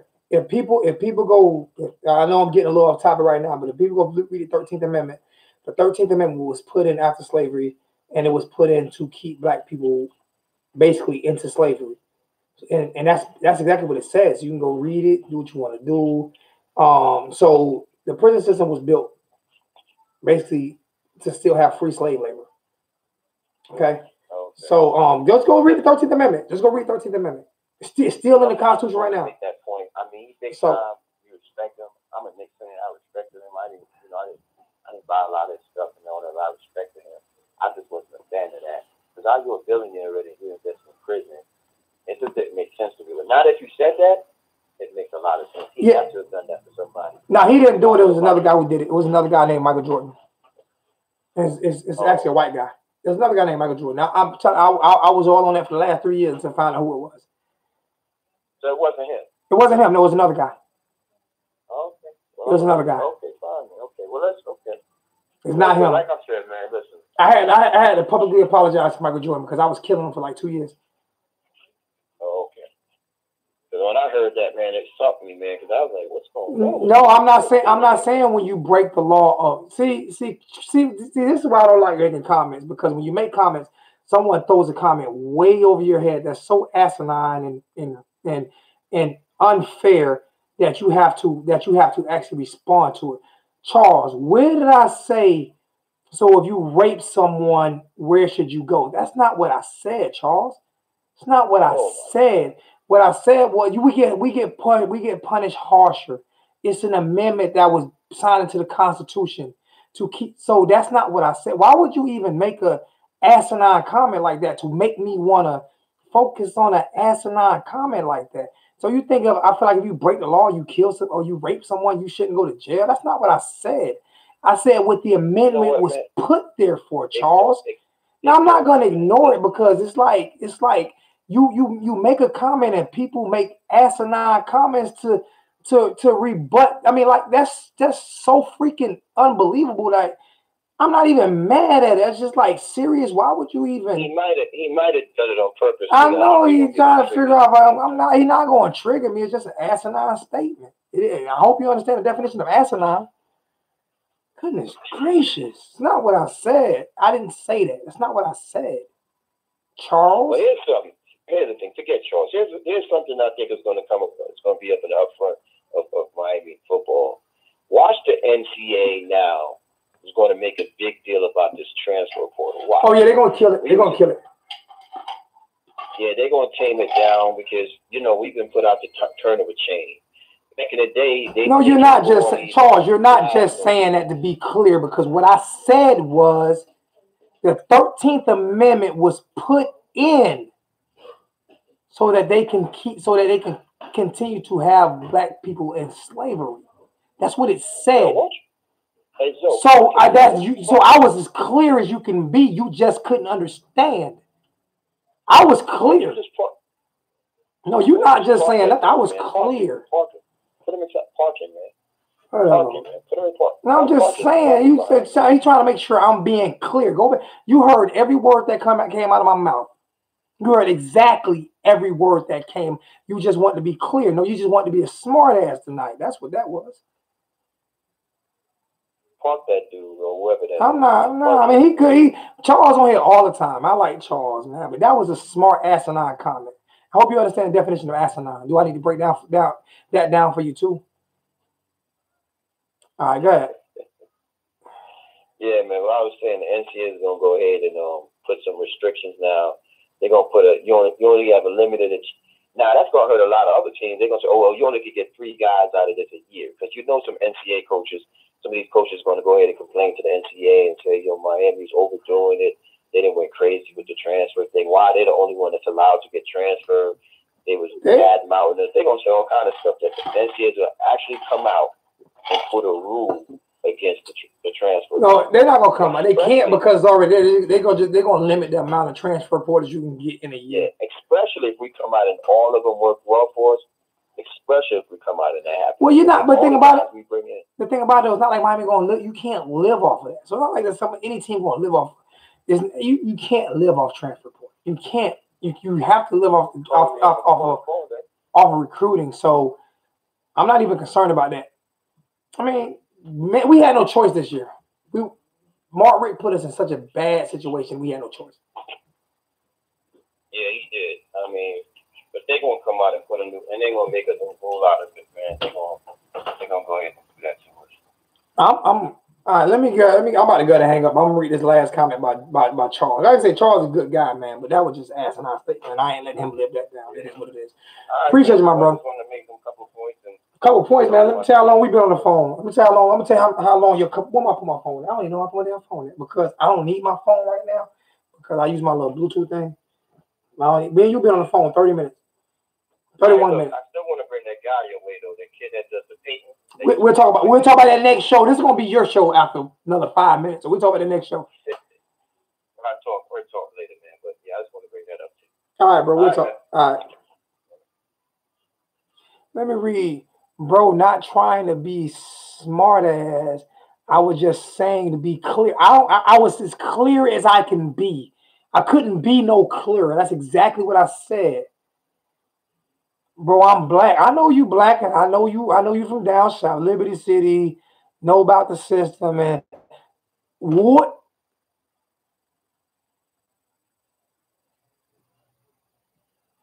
He didn't say fuck you. He didn't say fuck you, Charles. That's not what he said. I didn't even curse at you. I said that was an asinine. Charles, answer this question. If you go back and read what I said, if you go back and listen to what I said, what did I say that people would not understand what I said? And he didn't say fuck you, Charles. That's not what he said. He said, forget that dude. I said, nope. Charles is a good dude, but I'm going to get him on this one. So he didn't say fuck you. No, he didn't. No, he didn't. He said forget. He did not say fuck. Go back and listen to it. That's not what he said, because if he had said that, I would have straightened him out. And I'll tell you what, I'll go back and listen to it. If I hear he said that, then I'll call him myself and straighten him out. But that's not what he said, because if he said, I would have straightened him out right there. He said forget that dude. He has a northern accent, so you might have sounded like fuck. But he didn't say fuck that dude. It's not what he said. It's not what he said. I promise you that's not what he said. But go back and look at it. It's not what he said. Everybody's trying to get me to not focus on negative stuff. I'm gonna focus on some things, but he didn't say that. That's not what he said.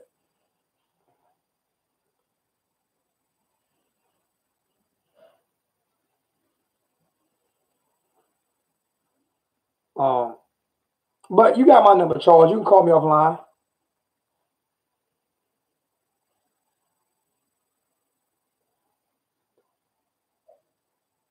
Oh yeah, man, bro. It's a disagreement, not nothing to be ready to rant and kill each other over. Oh yeah, I mean, bro, Charles, you know, man. Listen, man.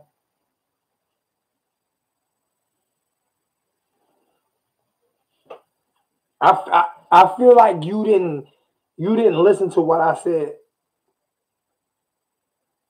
because I definitely broke it down as easy as I could. We're not gonna do fuck a gator tonight, man. We're not gonna do fuck a gator tonight. Fuck a gator, George.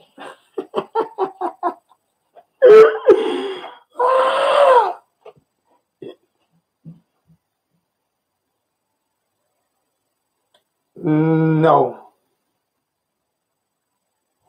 Hey, Jamaica Kane said he did not say fuck you.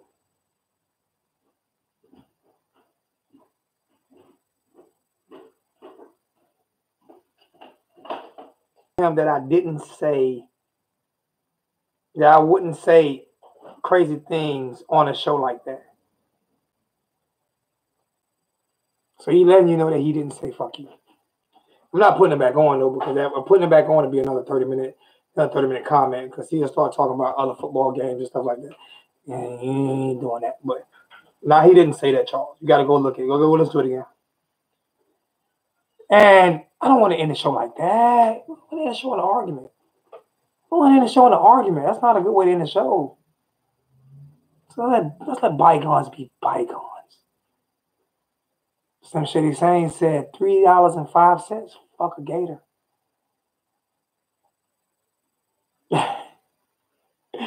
Almost a 2-hour show.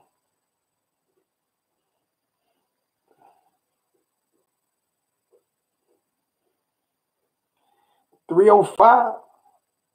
The 212, the 803. Answer this question to the 305. Are there more diehard Miami Hurricane fans in the 305, or are there more diehard Miami Hurricanes across the nation? I don't know what to think about him. I know he's jacked. Damian, but I don't know what to think about him. So who reps the Hurricanes the hardest? Is it the 305 or is it the nation?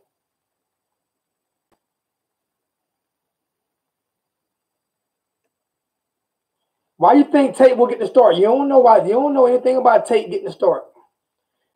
The 305, you know what? The 305 most definitely don't represent the U the hardest, because if they represented the U the hardest, then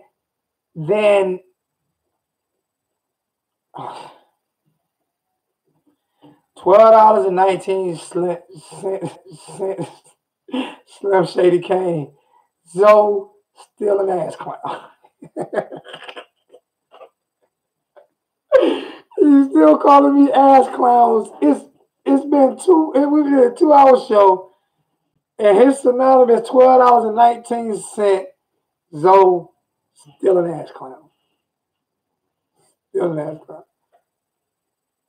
How can the 305 represent the U the hardest when they won't even sell the games out in Miami?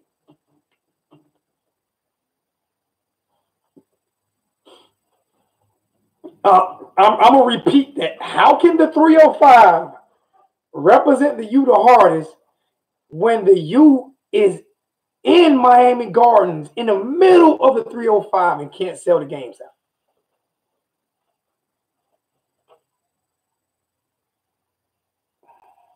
We ain't talking about that.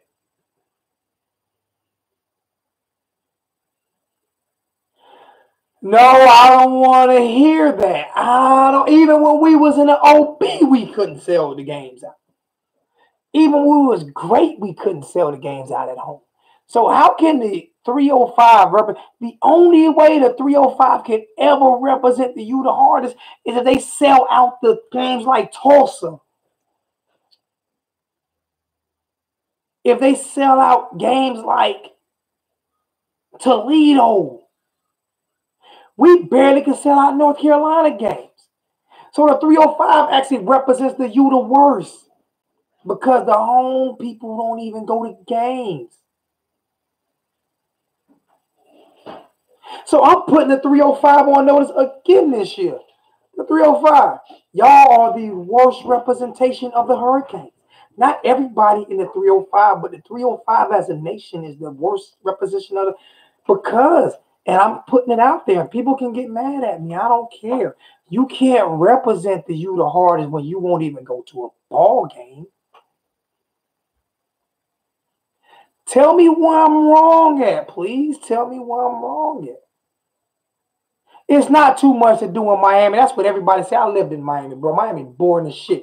I'm going to tell you what Miami do. I'm going to tell you what my people in Miami on Saturdays do. They do a couple cookouts and this and that during football season. There are six weekends a year. There are 52 weeks in a year. You telling me 6 weekends a year they can't sell out games? Everybody's not on. Only tourists go to South Beach. Only tourists go to South Beach. You can ride through Miami on any given Saturday, and everybody's outside in their front yard during the game. Period. So that lame excuse that y'all tell people that didn't live in Miami is bullshit, because I lived there. So I know. That's my whole point. So you're not representing. I don't care if it's only 4. No. They say the 305 represent Miami the hardest. I'm not talking about the students. They say the 305 represent Miami the hardest. So you got 14,000 students. You got 65,000 seats. You mean to tell me it's a few million people in Miami? You can disagree with me all you want to. I'm spitting facts. Give me any facts behind. Damon, if you disagree with me, give me facts to back that disagreement up. The tickets are cheap, bro. You get home tickets for like $5, so you can't say it's because of the money.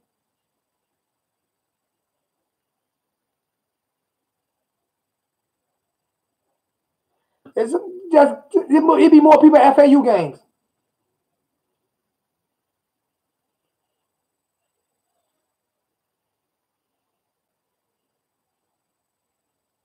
Bro, I'm just saying. You can't have a few million people in Miami and say, we rep the U the hardest, but on the day that it's time to represent the U, nobody's in the stands. If you represent the U the hardest, you represent whether they're winning or losing. Well, they don't represent the U the hardest then. If they're not a college football team, then they don't represent the U the hardest. That's my point. You making my point for me, Chris? I mean, you making my point for me, Will Cox? Exactly. Miami got fans in South Africa. South Africa might represent you harder than Miami does. All I'm saying is, for people say the 305, I'm up in the 803, and we got damn near more fans up in the 803 than y'all got in the 305. I see more Miami Hurricane fans in South Carolina.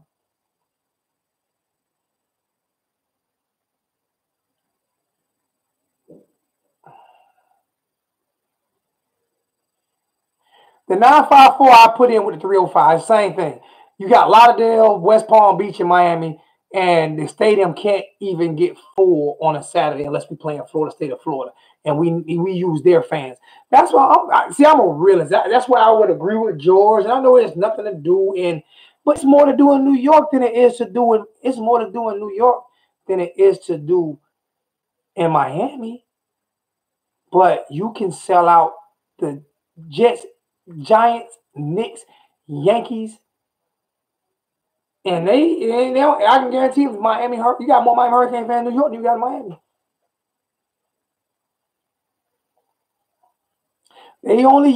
They use like six, it's like a 75,000 seat stadium, and they use about 60-something thousand feet. 60-something thousand seats. And when you use the student section up, that's 14,000 seats going, so you at like 50,000 seats, and they can't even fill the stadium up, man. Well, maybe they need to bring the fans over from Cuba and Jamaica and put them in the seats. My grandfather's from Jamaica. Father from Jamaica. You got the canopy. No excuses.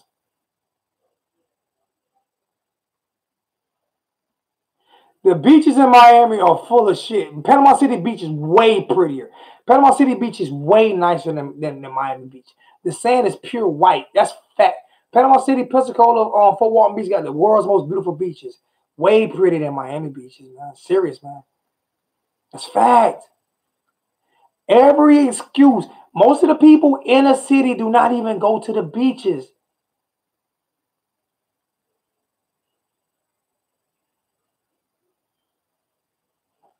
You ride around the stadium, just ride anywhere around Miami.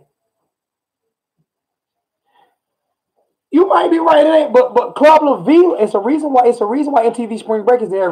Club La Vila is there, and that's the world's most largest nightclub. Club La Vila is a beautiful club. Panama City Beach is the beach is way better. Panama City Beach is way better. What you want to say? Panama City Beach is way, way better, man. Panama City is the most beautiful. Bro, pull it up. Pull it up, man. All I'm saying is, when people say the 305 rep the U the hardest, I win that argument every single time, because Destin Beach, exactly. Sandestin, Panama City, Pensacola, Fort Walton, all that beach is one beach. Pure white sand, pure white, beautiful, pure, no seashells or nothing. All I'm saying is, anytime I argue with somebody from the 305 about who reps Miami the hardest, that's why you will never see me with a 305 shirt on, because I would be embarrassed. First off, I'm not going to put that on, and black people do live in Panama City. A lot of black people live in Panama City. A lot. A lot. So yes, they do live there. You just watch a TV commercial where they don't show nothing. Just like they don't show no black people in Miami. They show all white people and Cuban people when they show the beaches in Miami. Just look at the Miami Hurricane commercials. Look at it. Hey, you don't see no black people. You see Cubans and white people. Now, you want to say that?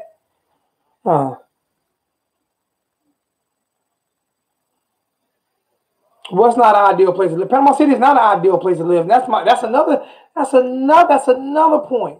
That's another point I'm making. So how does the 305 rep you the hardest when no one goes to the games? South Floridians don't give a damn about the beach, and you're smiling. But the reason why I said that is because they said it's too much to do in South Florida, and they mentioned the beaches. Baby Shack 569. So that's when the beaches got mentioned, because someone from South Florida mentioned the beaches. So for you saying South Floridians don't give a damn about the beaches, then why did somebody from South Florida mention the beach? See, I be killing y'all, man. I be killing y'all. I be killing y'all, bro. Y'all don't be. Listen, man, I'm a thinking man. And I agree with you. They don't give a damn about the beach. They hang out in the city all week. I agree with you. That's what I said.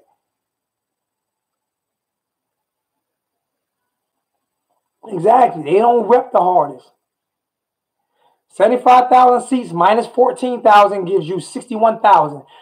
How many people live in the 30? How many people live in the 305 and the 954? How many millions of people live in the 305 and 954?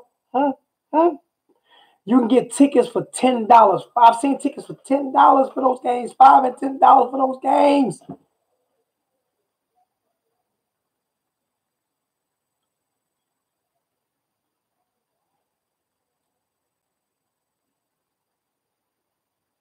A bunch of excuses.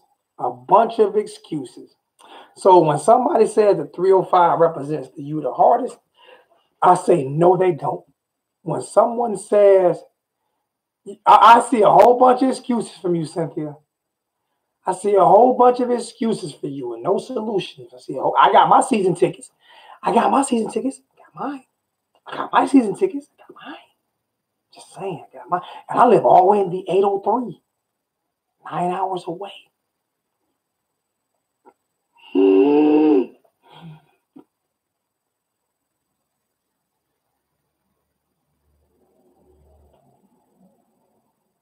Hey, watch that N-word, Purvis. You heard me?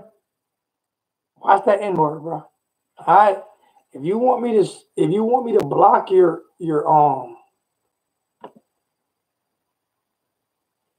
post, you will definitely get it blocked with that right there. No disrespect. I had to remove that one, my brother. You gotta be a little bit. I know how we talk. I'm not acting like I don't say that word on a daily basis, probably hourly basis, but I'm just saying we can't do that here.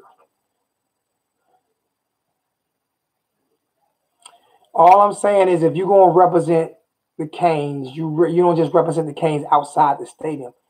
You represent the Canes inside the stadium.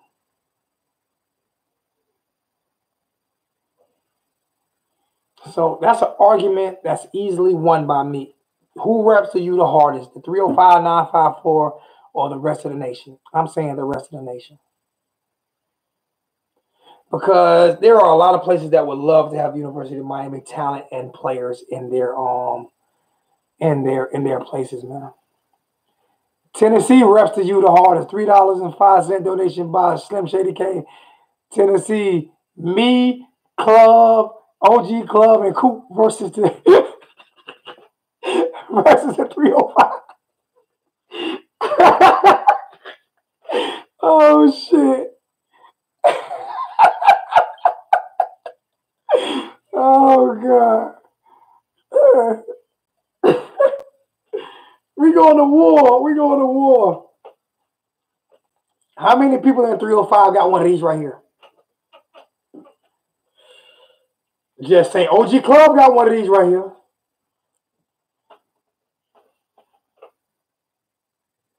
Y'all lose unknown faith. You lose because you can't even pack a stadium out. So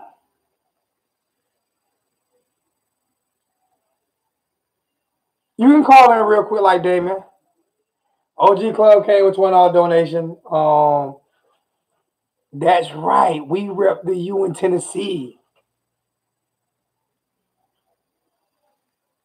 This is another topic for another day. But I'm gonna let Damon call in. You got the number, Dame?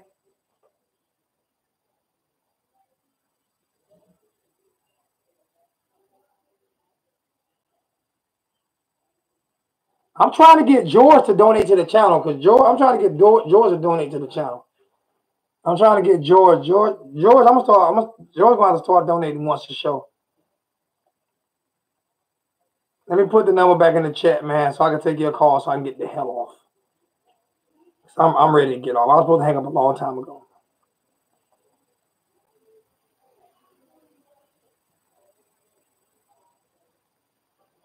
All right, the number's in the chat, man. Hurry up.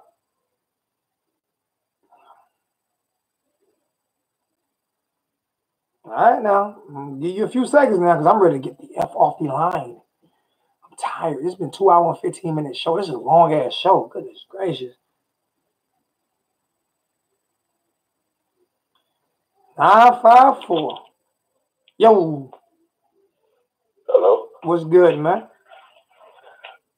How you doing, Angelo? This is Devontae. What's going on, big homie? What's good with you? You ready to lose this argument? Or you about to agree? Nah. Nah, that's not my argument. My thing is because I was born in Miami, but I stay in Broward now. So y'all they don't even consider y'all Miami at all. Sometimes I go to the games, but I be wanting to go to the games because I always was a Hurricanes fan since I was a little kid. Mm-hmm. So, like for my dad, sometimes, like if Miami playing for Doom Cookman or FIU, and I'd be like, "Oh, Dad, come on, let's go to the game," but he'd be like, "Nah, he don't want to go to that game unless it's like Florida State." See, that don't make no like sense. A big game. So how do you represent the hardest? And that's the mindset of a lot of people that say they are Hurricane fans down here. That makes no sense to me. That makes zero sense to me. I mean, that makes like zero sense to me. Like, let me explain something to you. I'm explaining something to you. Do you know those are the games that you go to with your kids? And I would tell your father that those are bonding experiences with your kids, man. Those games right there, sitting in the bleachers, man, talking to your son or your daughter. You know what I'm saying? Those are bonding experiences, man. That's how you build a culture, man. You know what I'm saying? And to be honest with you, why you think I continue to get season tickets every year now? Because there is no reason. I can guarantee you in a lot of states you can't get season tickets to a lot of college teams because everybody in their state got those wrapped up. You can't be out of state and how am I out of state getting season tickets? That shouldn't happen. Got a $2 donation from Isaiah James. I'm donating for George. LOL. He's entertaining. Appreciate that, Isaiah. I'm trying to get George to donate his first dollar to the channel. But no, I mean there should be no reason why the stadium isn't sold out every week. And then like for people, and then I understand some people they really can't afford it, like people that's in Overtown, Liberty City, and stuff like that. Like even some of them people can afford it. Even bro, I'm telling you, man, you get tickets. I understand I season tickets, but for those lower level games, bro, I see tickets for $5, man. That's serious, man. That's serious, man. For $5, for real. I see people in Overtown and Liberty City with iPhones and Jordans.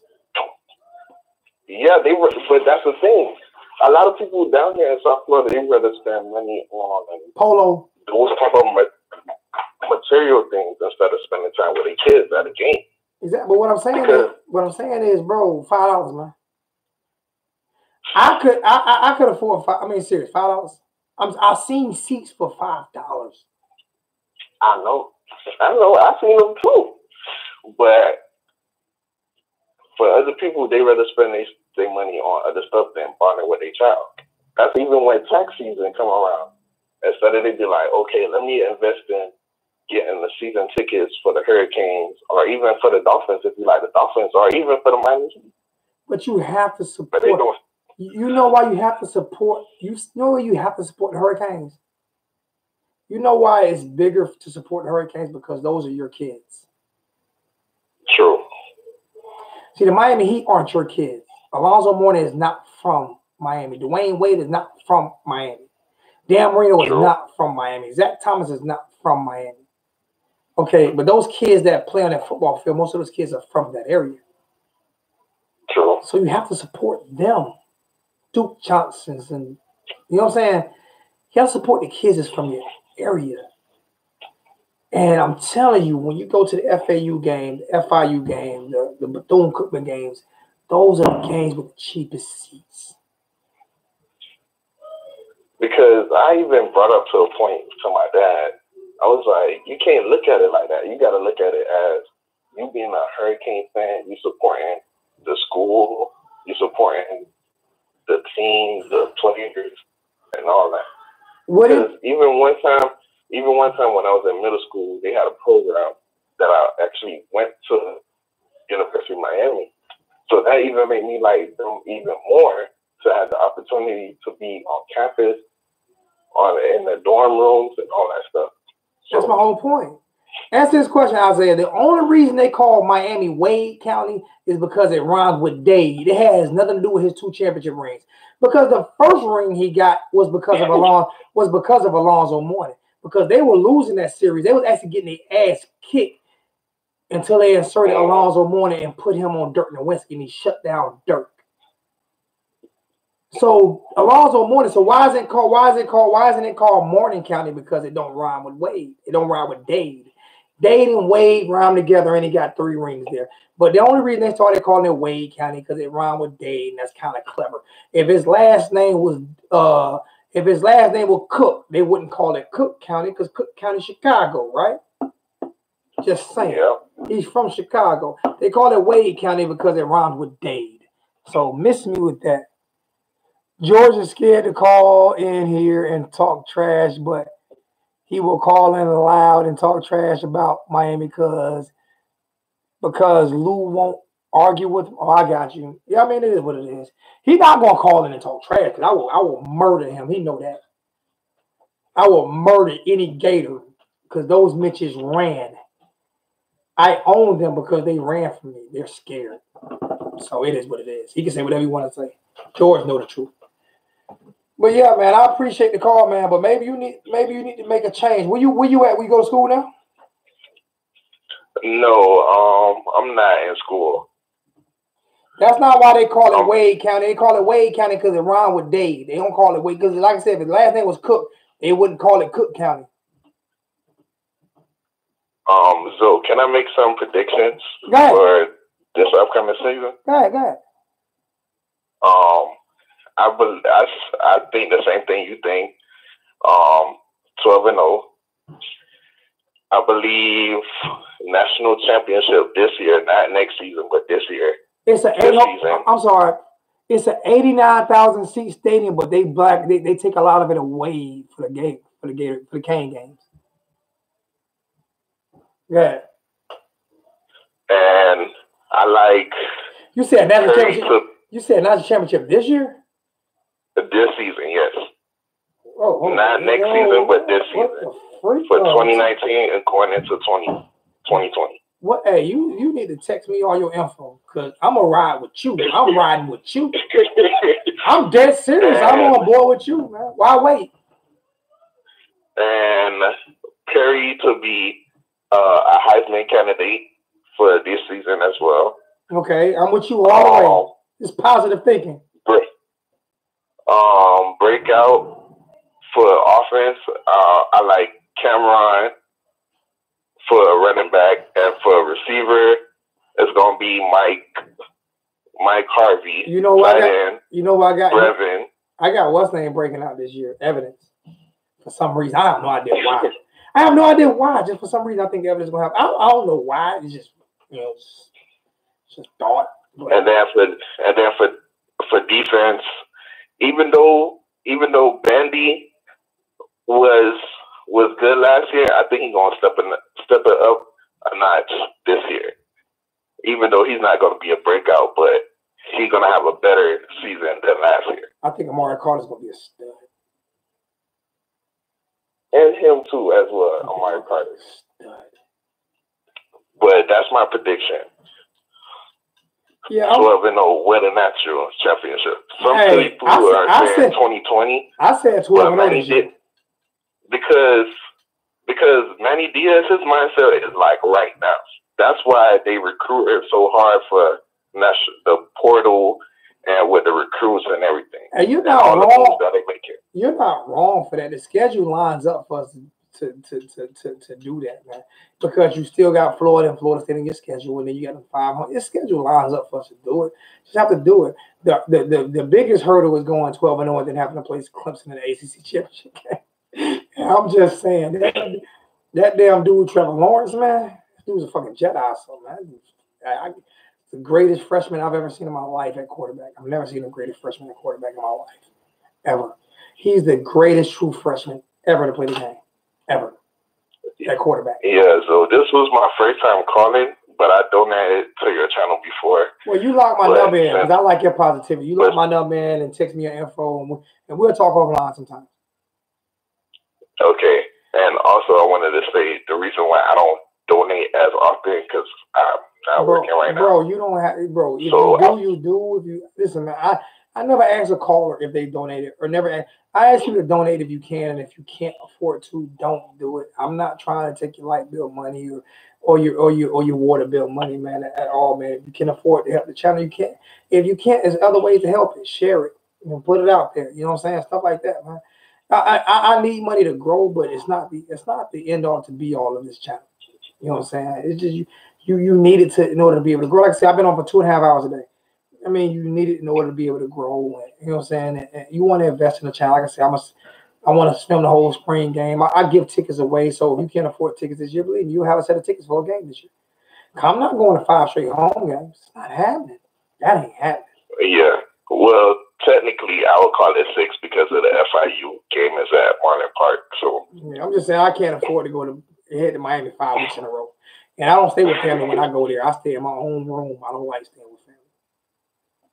So, because they want to know when you get up, you know what I'm saying, what you doing. And also, I recently joined your channel, like, I would say before the end of the season, that's when I had joined your channel. All right, well, there's ways to win gifts, you know what I'm saying? Get subscribers to subscribe to the channel. There's ways to win gifts and merchandise. I always give away stuff. I'm giving away a lot of things, but yeah, this is not. I don't know if you ever see me like tag you like on Twitter and Instagram and stuff like that. But sometimes I do. I try to like share your page. I need to get more involved on Twitter. I work 50, 60 hours a week, man. I barely have time, just to be honest with you. So I post some stuff out there on Twitter every now and then, but I just hadn't had the time. But I appreciate it, man. Let me get the hell up off this. That's almost 2.5 hours, man. Lock my number in, text me your info and everything, man, and we'll talk offline sometimes, man. And you in school right now? No. I'm not in school. You need to look into a welding program or electrical program or something like that, man. I tell people, man, like welding saved my life. Serious. Welding got me out of the streets, man. It gave me an option to make real good money, you know what I'm saying, without having a big college degree, and I make more than most people with college degrees. I can guarantee you that. And I'm local. If you were to travel, man, you can make 6 figures easy. You can make $150,000 a year easy. Welding saved my life. I'm just being honest with you, serious, man. It got me out the streets, man, because I was in the streets bad, and I needed a way out. You know what I'm saying? So it saved my life. Yes, sir. So yeah, that's something that's serious. Go look into some welding courses, and you can get them paid for. And if you get them paid for, take stick, MIG, flux, and TIG. Take all 4. Yes, I do pipe welding. I am a pipe welder. As a matter of fact, I weld anything from small diameter pipe all the way to 147 inches in diameter. I'm a bad boy. MIG, TIG, stick, flux. So yes, I do, Joseph. I do pipe welding. Matter of fact, the Flint, Michigan pipeline, my company made the pipe for that new pipeline running all the way from Grand Blanc, Michigan to Flint. And I was a field service rep over that line. Yeah, I asked some pictures of that line. So, but that's it, man. I'm not taking no more calls. Sorry if anybody called. I'm not taking no more calls. Last call right here, man.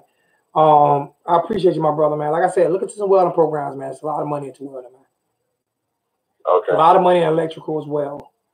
HVAC is always going to be good money, but your big money is in welding and electrical, man. That's serious. So how old are you? 29. You 29? Yes, sir. I started when I was 18, 19. So yeah, and you definitely young enough to get into it. Get into it. I'm telling you, you will never not have a job if you can weld. I promise you that. You will never not have a job unless you don't want one. Period. Period. If you can weld, you will never not have a job. I promise you that. All them ports in Miami, all that road construction they got going on, all that shit is going up, all that rebar, all that shit gotta be welded, man. All that gotta be welded. All them interstate, all that gotta be welded. Everything. You will never not have a job. So, but I appreciate it, my brother. Look into that. Lock my number in. You need help, I got you. All right? Okay. All right, man. Love you, bro. You be good, man. All right. All right. Respect. All right, bye. I'm about to get up out of here, man. I seen a few in the chat. Unknown Faith, what did you want to say?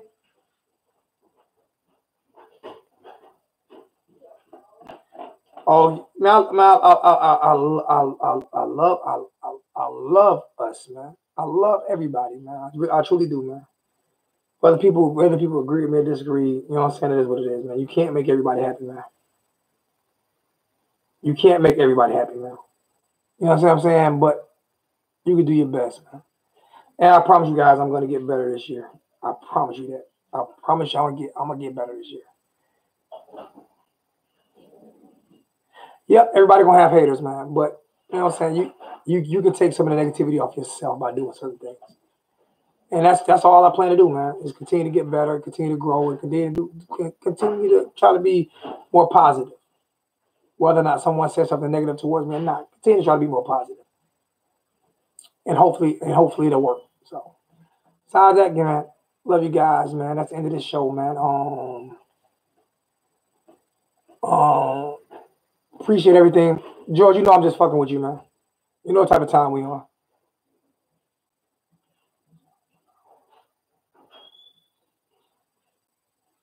That's right. He served the country. He ain't got to work. George, you know I just be fucking with you, man. But you be talking shit on Uncle Lou's station. So you know I'm about to come at you one day real hard. Like really, really, really hard. I'm about to come at you. I love you guys, man.